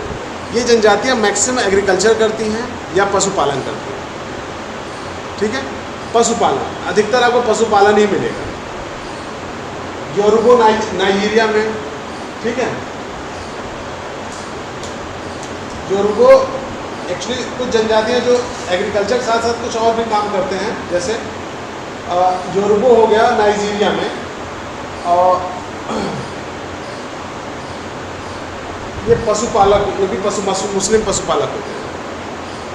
हिम्बा नामीबिया में होता है। बुशमैन, ये देखिए सैन बुशमैन, जो बुशमैन एक कालाहारी में है, वो हंटिंग गैदरिंग करती है। हंटिंग गैदरिंग मतलब शिकार और खाद्य संग्रहण किए। खाद्य संग्रहण समझते हैं, कंदमूल फल ले आए, कई पेड़ों से फल लेते आए, ये सब खाद्य संग्रह होता है। मछली मारना, जानवरों को शिकार करना, उसे हंटिंग, शिकार करना कहते हैं। तो कालाहारी वाला में जो मरुस्थलों में जो बुशमैन होते हैं ये सब करते हैं, तीर धनुष से करते हैं। अभी मसाई जनजाति, केनिया और तंजानिया, मसाई एक बहुत फेमस है, ये पशुपालक होते हैं। और ये जहाँ पाया जाता है वहाँ पे लायन भी पाया जाता है, शेर भी वहाँ भी पाए जाते हैं। अक्सर क्या होता है कि इनको अपने मसाई जनजाति को अपने जानवरों को बचाने के लिए, अपने पशुओं को बचाने के लिए एक घेरेदार घर, अंडे के आकार की घर बनाते हैं, अंडे की आकृति की तरह। अंडे की आकृति मतलब ऐसे आकृति नहीं, साइज़ में ऐसे गोलाईदार में, और बीच में एंट्री और एग्जिट के लिए रास्ता होता है। और जानवरों को उसको अंदर बंद करके लोग उसका देखभाल करते हैं और बारी बारी से रात भर उसको क्या कहते हैं, पहरेदारी करते हैं। मसाई, अगर कोई शेर या कोई जानवर, जंगली जानवर इनके उसको मार दिया, पशु को मार दिया, तो इन लोगों में, आदिवासियों में, जनजातियों में एक रिवाज है कि उस जानवर को मारना है जो इसने मारा है, वो जीवित नहीं रहना चाहिए। और ये कई इनके बारे में बहुत सी धारणा, ये पूर्ण रूप से पशुपालन पर निर्भर रहता है। उन्हीं को खाते हैं, उन्हीं का पहनते हैं, उन्हीं का सींग रखते हैं, मतलब उसी से हर चीज़ का उसी से इस्तेमाल करते हैं। आप समझिए टोटल उस पर डिपेंडेंसी। ये अफ्रीका के कुछ खनिज भंडार, देखिए ये अफ्रीका का मैप है। अगर 54 देश हैं तो हर देश अपना कुछ ना कुछ तो स्पेशलिटी लिया होगा, कुछ प्रसिद्ध चीज़ें। जैसे जैसे मैं दक्षिण अफ्रीका की बात करूं, दक्षिण अफ्रीका के 2 जगह बहुत फेमस है ना, 2 जगह बहुत फेमस है, जिसे एक डायमंड सिटी बोलते हैं और एक क्या बोलते हैं, गोल्ड सिटी। समझ रहे हैं कि नहीं? तो आप ध्यान देंगे, जोहान्सबर्ग जो है यहाँ का, इसको क्या गोल्ड सिटी बोलते हैं। नीचे से स्टार्ट कर रहा हूँ, गोल्ड यहाँ लिखा है। जोहान्सबर्ग नाम सुना है, जोहान्सबर्ग गोल्ड सिटी। और किम्बरले यहाँ डायमंड सिटी, किम्बरले एक जगह है, उसका नाम डायमंड सिटी बोलते हैं। दक्षिण अफ्रीका में यहाँ डायमंड सबसे ज़्यादा उत्पादन होता है, ठीक है। साउथ अफ्रीका में 90%, जो नीचे गोल्ड लिखा है साउथ अफ्रीका देश में, 90% विश्व का क्रोमियम यहाँ पे उसको प्रोड्यूस होगा, 90% विश्व का।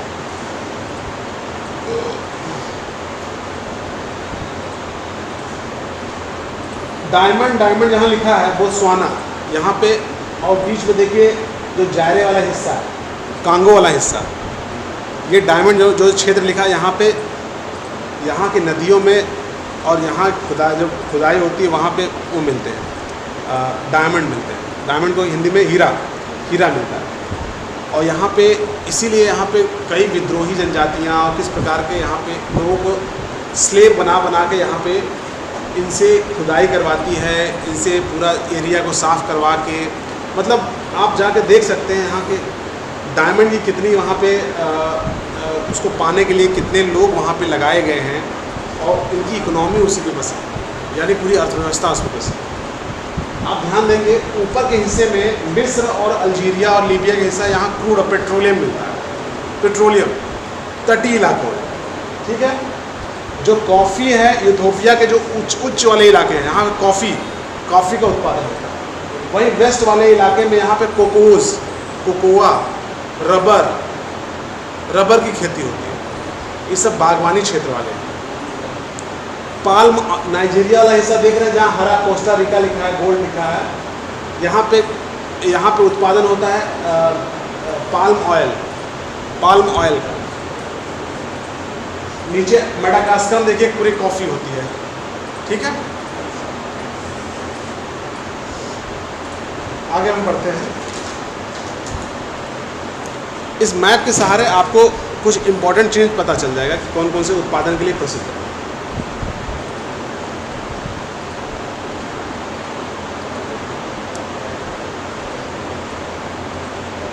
ये मैप आपको शो करता है कि कहाँ पशुपालन के लिए कौन कौन से जानवरों का उपयोग किया जाता है और कहाँ इनका उत्पादन होता है। जैसे देख रहे हैं ना आप, इथियोपियन हाईलैंड, सोमालिया और यहाँ पे काऊ और गोट पाले जाते हैं। बीच वाला जो सफारी इलाका है यहाँ पे कीनिया है, कीनिया, तंजानिया, यहाँ पे लोग सफारी के लिए जाते हैं, यानी पर्यटन उद्योग यहाँ बहुत फेमस हो गया है, ठीक है। और नीचे पेट्रोलियम के लिए यहाँ जो आपको बोत्सवाना और अंगोला वाला रीजन देख रहे हैं, यहाँ काऊ नीचे पाले जाते हैं। ये सब देखिए बहुत इम्पोर्टेंट इलाके हैं जिससे पता चलता है कि ये क्षेत्र इनकी अर्थव्यवस्था कितने पे निर्भर है, ठीक है। ये अफ्रीका की कृषि, जैसा मैंने आपको बताया अभी इससे पहले, इससे समझ सकते हैं क्या है। ये सब जो यहाँ के बहुत फेमस जो है यहाँ खेती करने वाले जो है उपज, ठीक है। अफ्रीका का ये वाला हिस्सा देखिए जो सवाना और सहारा के बीच का स्थल में बताया था, जो स्टेपिस के बता सकते हैं, ये साहेल क्षेत्र होता है। साहेल क्षेत्र इसको पढ़ सकते हैं, साहेल क्षेत्र। अफ्रीका के में उत्तर में सहारा रेगिस्तान और दक्षिण में सवाना के बीच में एक संक्रमण है, इसको इकोलॉजिकल डिवाइड बोलते हैं, पारिस्थितिक संक्रमण क्षेत्र बोलते हैं, ठीक है। इसके इसी क्षेत्र में ऐसा ग्रासलैंड होता है, इसको साहेल नाम दिया गया है, साहेल क्षेत्र, ठीक।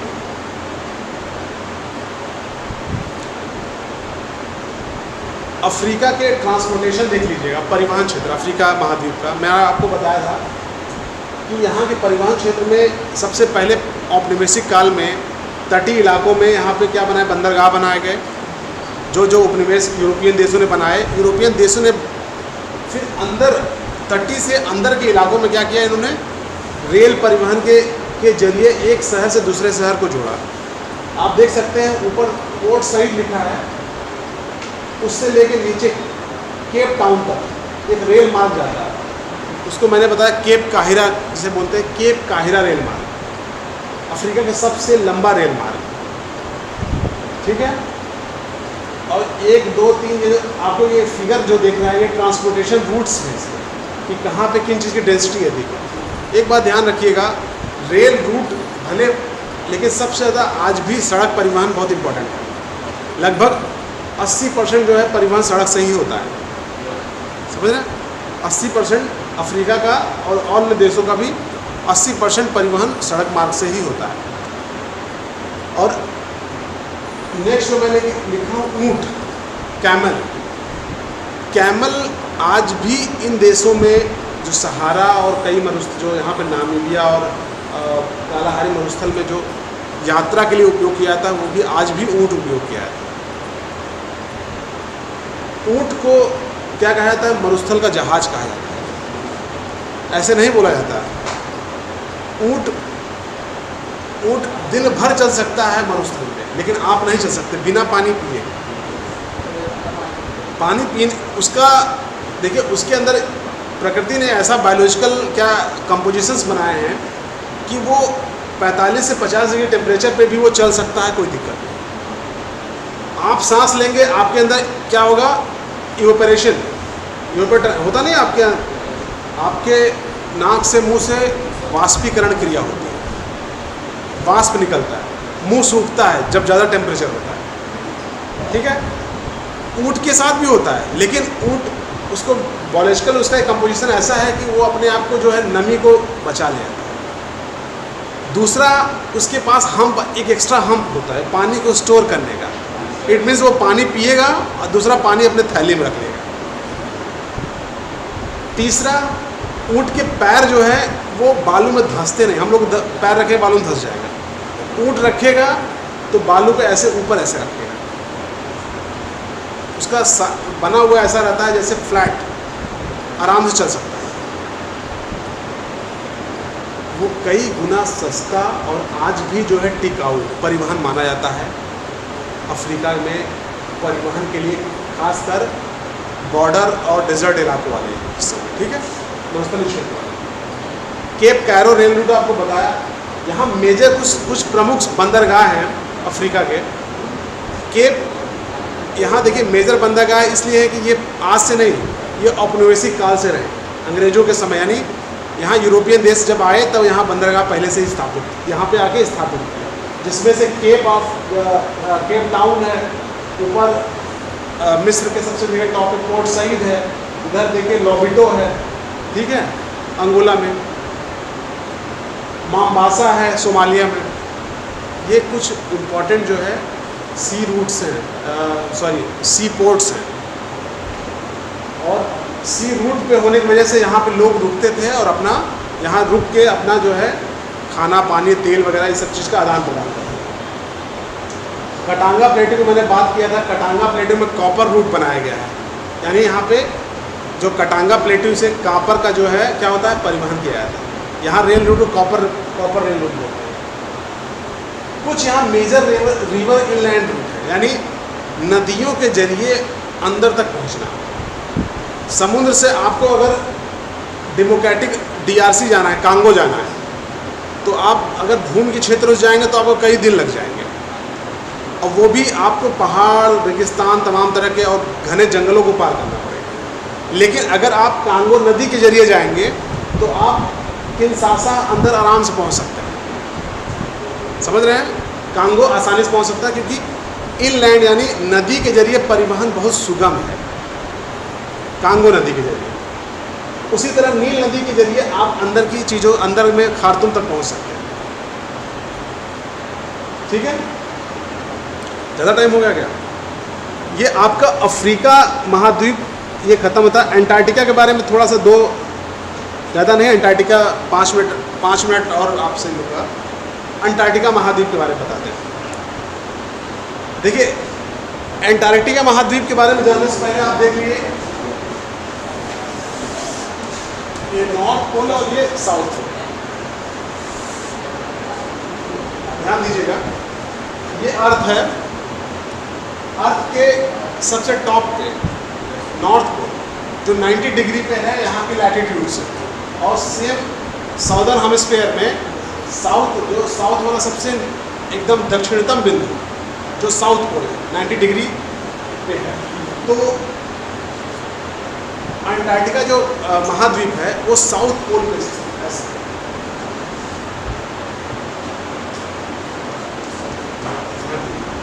साउथ पोल अंटार्कटिका महाद्वीप एकदम मतलब बर्फीला, जिसे मरुस्थल कहेंगे ज़्यादा शब्द अच्छा रहेगा, बर्फीला मरुस्थल।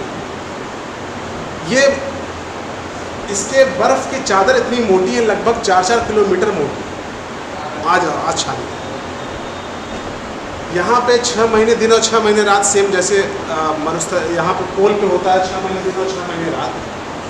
इसकी मैं स्पेशलिटी बता रहा हूँ। ये महाद्वीप एकदम पूर्ण रूप से जमा हुआ है, एकदम पूरा जमा हुआ है। बताया जाता है कि विश्व का लगभग 75% साफ पानी का स्रोत यहाँ पे है। साफ पानी मतलब पीने योग्य 75% जमा हुआ। क्लाइमेट चेंज होगा अगर ये पिघल गया पूरा, तो आप समझ सकते हैं अगर ये पूरा अंटार्कटिका पिघल गया तो बताया जाता है कि लगभग सी लेवल 2 से 3 मीटर राइज कर जाएगा। जब 2 से 3 मीटर राइज कर जाएगा, मैं तो शायद बहुत एग्जैक्ट फिगर नहीं है, ये तो एक अनुमान बताया गया है, हो सकता है कोई तो नापा तो है नहीं, हो सकता है 10 मीटर राइज कर जाए, ये तो बस कैलकुलेटेड है कंप्यूटराइज द्वारा। आप सोच लीजिए अगर 3 मीटर भी राइज कर गया तो मालदीव खत्म, चेन्नई डूब जाएगा, बॉम्बे का कुछ हिस्सा डूब जाएगा। आप सोच सकते हैं कि ऐसे ऐसे जगह डूब जाएंगे, बांग्लादेश आधा डूब जाएगा।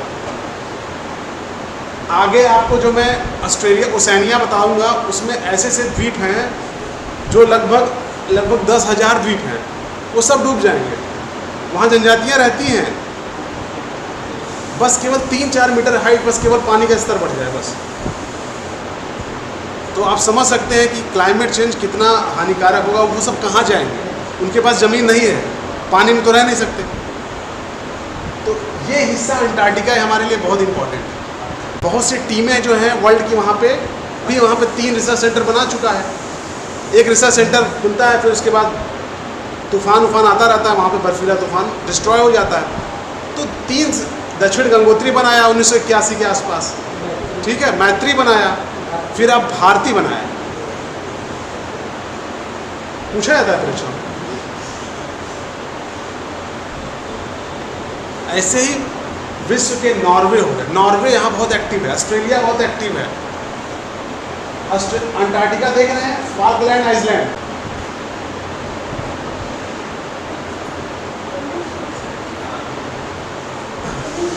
ध्यान दीजिएगा। अंटार्कटिका महाद्वीप के बारे में बस ज़्यादा नहीं, कुछ थोड़ा और समय, ज़्यादा समय नहीं लूँगा, आप लोग थक गए मुझे दिख रहा है। ये विश्व का 5वां सबसे बड़ा महाद्वीप है, यूरोप से बड़ा है, ऑस्ट्रेलिया से दोगुना बड़ा है। इसको लोग भूल जाते हैं, सब महाद्वीप में जहाँ आदमी बसता है उसी को याद रखते हैं, लेकिन जहाँ आदमी नहीं बसता उसका भी इम्पोर्टेंट है। आपको बता दें, यहाँ ये सोचिए एक बड़ा सा पठार, जो टेबल नहीं बताते, टेबल, उस टेबल को समझ लीजिए बर्फ का एक सिल्ली रख दो, तो वैसे है अंटार्कटिका। नहीं समझे? जैसे ये टेबल है, टेबल के ऊपर बर्फ की मोटी मोटी 4 सिल्ली ऐसे रख दीजिए, ऐसे अंटार्कटिका। इसी वजह से यहाँ पे कोई तटीय मैदान नहीं है,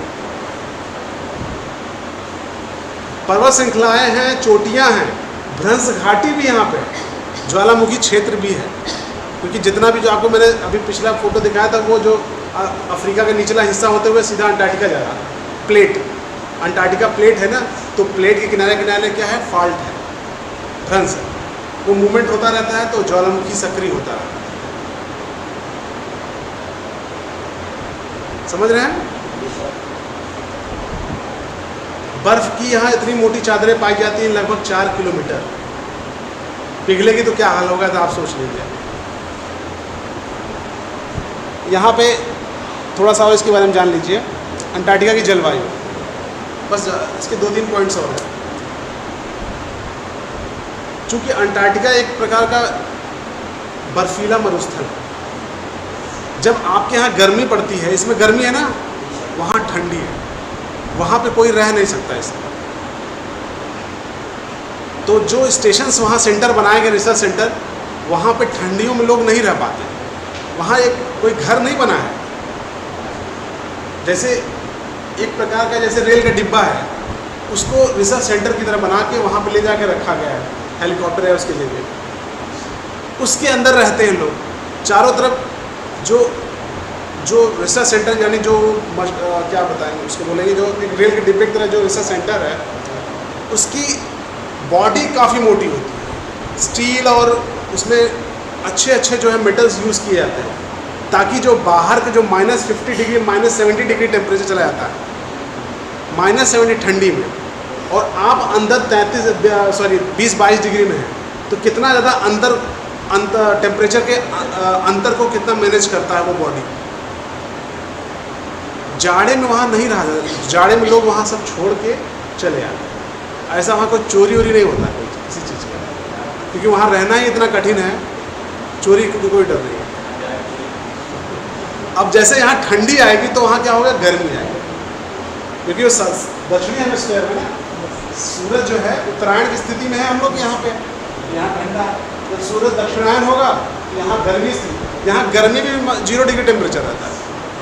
ऐसा मत सोचिए कि यहाँ गर्मी के अंटार्कटिका में गर्मी है तो 20-30 डिग्री हो गया, ऐसा नहीं, 0 डिग्री टेम्परेचर। 0 डिग्री टेम्परेचर उपयुक्त माना जाता है, समझ रहे हैं। बाकी जो है गर्मी और सर्दी के तापमान में बहुत अंतर होता है, -70 0 अंतर है कि नहीं। वर्ष भर अत्यधिक ठंडी और बर्फीली हवाएं चलती हैं। अब बर्फीली हवाएं कैसी होती है, जब यहाँ शीतलहरी आती है तो उसका और व्यापक रूप, शीतलहरी में कोई चीज़ जमना शुरू होता है, बर्फीली हवा में जम जाता है। आप गर्म पानी लेके ऐसे फेंकिए वहाँ पे, बाहर निकल के पानी गिरेगा नहीं जमीन पे, उससे पहले क्या होगा, बर्फ़ के रूप में गिरेगा। इस प्रकार की आपको वहाँ पे आप लाइव ये सब चीज़ें कर सकते हैं, देख सकते हैं। गर्म पानी, ठंडी पानी नहीं, गर्म पानी फेंक के देखिए, तुरंत इतना दूर जमीन तक नहीं गिरेगा, बर्फ़ के रूप में गिरेगा। अंटार्कटिका के बारे में देखिए, यहाँ पे वनस्पतियाँ, यहाँ की जलवायु के बारे में तो आप जान गए। यहाँ के जो वनस्पतियों के बारे में, यहाँ देखिए जब गर्मी का महीना आता है ना, तो किनारे कहीं, ठीक है, ये ऑरोरा एक प्रकार के बादलों में आपको कुछ रंग बिरंगे एक रंग बिरंगा पूरा एक प्रकाशमान एक दृश्य दिखेगा। लाइटिंग ऐसे लग रहा है लाइटिंग शो हो रहा है। और ये तब होता है जब सूर्य, जैसे उत्तरायण की स्थिति में है यहाँ पे ना, वहाँ पे क्या है, रात है, वहाँ रात की दरें लंबी हो जाती हैं, वहाँ लंबी रातें रहती हैं। इस समय दिन में तो दिखाई नहीं देगा ना, रात में दिखाई देगा, इसके लंबी रातें चाहिए।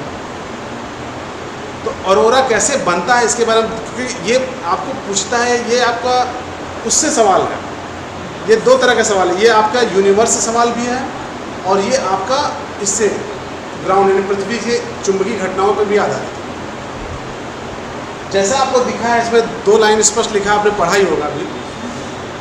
साउथ में इसको कहते हैं ऑरोरा ऑस्ट्रेलिस, ऑरोरा को, और उत्तर यानी उत्तरी ध्रुव में कहते हैं इसको ऑरोरा बोरियालिस ना, ऑरोरा बोरियालिस और ऑरोरा ऑस्ट्रेलिस। ऑस्ट्रेलिया से नाम याद रखिएगा, दक्षिण में अगर ऑरोरा पूछेगा, ऑरोरा ऑस्ट्रेलिस, ठीक है। कैसे बनता है इसे देखिएगा, ऑरोरा का फॉर्मेशन देख लीजिए। जब सूरज आपको दिख रहा है, सूरज में कभी कभी क्या होता है कि कुछ एक्टिविटीज़ ऐसी होती हैं तो उसमें कन्वेक्शन, संवहन धाराएं निकलती हैं और वो इलेक्ट्रोमैग्नेटिक वेव्स में होती है, जिसमें प्रोटॉन्स होते हैं, जिसे होता है ना फोटॉन होता है। और इलेक्ट्रोमैग्नेटिक चुंबकीय जब तरंगें निकलती हैं, छींटे के, देख रहे हैं, छींटे के रूप में आगे बढ़ रही हैं। अगर पृथ्वी पे यहाँ पे मैग्नेटिक फील्ड न हो, पृथ्वी पे चुंबकीय, जैसे चुंबक होता है, पृथ्वी एक प्रकार का चुंबक है, तो आप चुंबक देखे हैं तो चुंबक के नॉर्थ और साउथ 2 जगह पे एक क्या बनता है, एक चुंबकीय फील्ड बन जाता है, चुंबकीय क्षेत्र से बोलते हैं, समझ रहे हैं। तो पृथ्वी में एक चुंबकीय क्षेत्र बना रहता है, हमेशा दिखता नहीं है, और ये बनता है अंदर के रोटेशनल से। पृथ्वी के अंदर जो कोर में, अपर कोर में क्या होता है, बहुत ज़्यादा मूवमेंट हो रहा है, वो इतना तेज मूवमेंट होता है, उसी से ये फील्ड जनरेट होता है, मैग्नेटिक फील्ड। मैग्नेटिक फील्ड जब जनरेट होगा तो एक मैग्नेटिक इन्वायरमेंट वहाँ बन जाएगा पृथ्वी के चारों ओर, इज़न्ट इट। और जब यहाँ से सोलर फ्लेम्स निकलेंगे, जो इलेक्ट्रोमैग्नेटिक वेव्स में और चुंबकीय आगे बढ़ेंगे, अगर ये पृथ्वी पे ना होता मैग्नेटिक फील्ड तो पृथ्वी जल के एकदम राख हो गया होता, कुछ नहीं यहाँ सर्वाइव करता।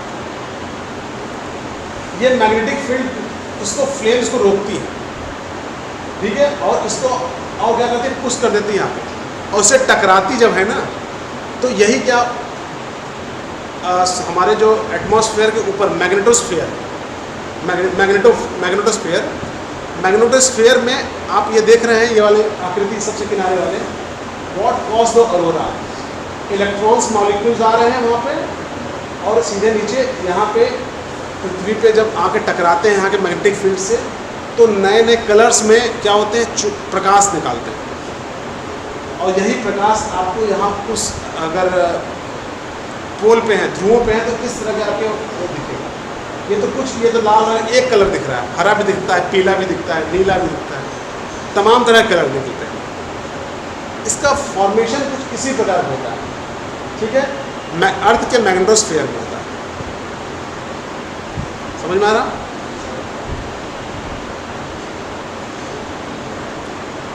लास्ट अंटार्कटिका का कुछ ये आप कुछ पोर्शन देख लीजिए।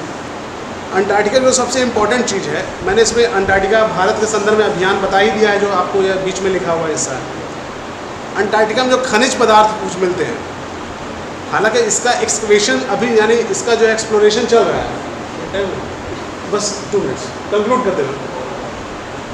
अंटार्कटिका में जो यहाँ का जो एक्सकवेशन चल ही रहा है, खोज एक्सप्लोरेशन चल रहा है, जहाँ संभावना यहाँ पे है कि यहाँ पे कई तरह के मेटल्स पाए जाते हैं, पेट्रोलियम के विशाल भंडार आज वहाँ मौजूद हैं। भविष्य में ऐसे से ऊर्जा है वहाँ पे स्टोर है, उसके लिए रिसर्च चल रही है।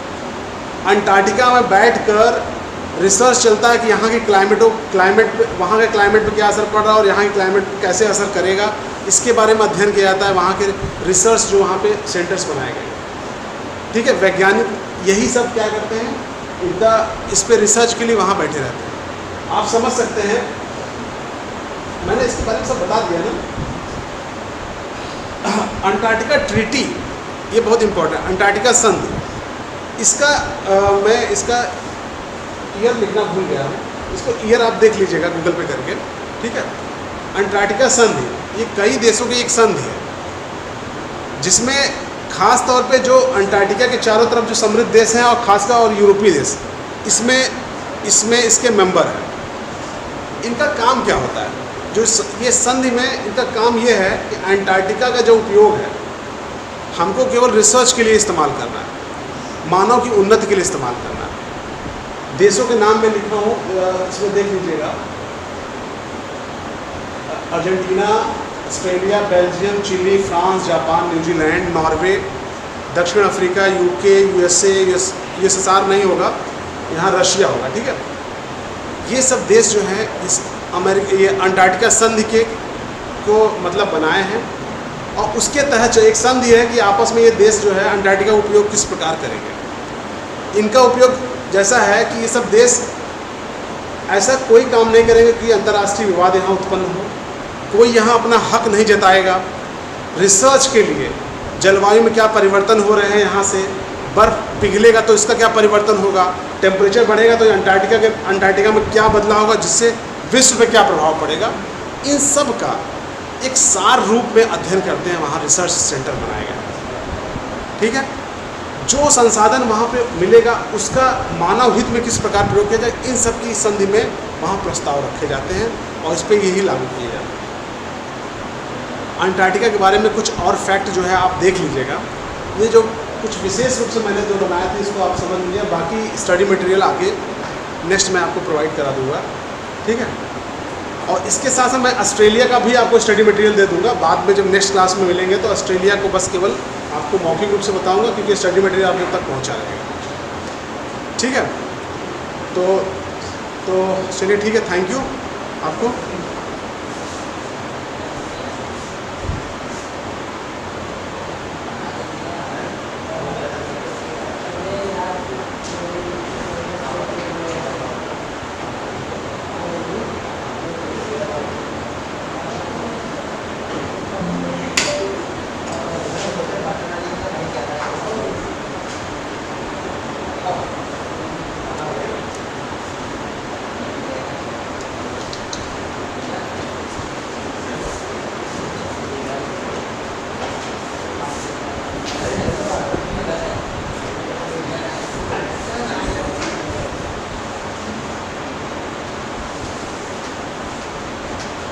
जानकारी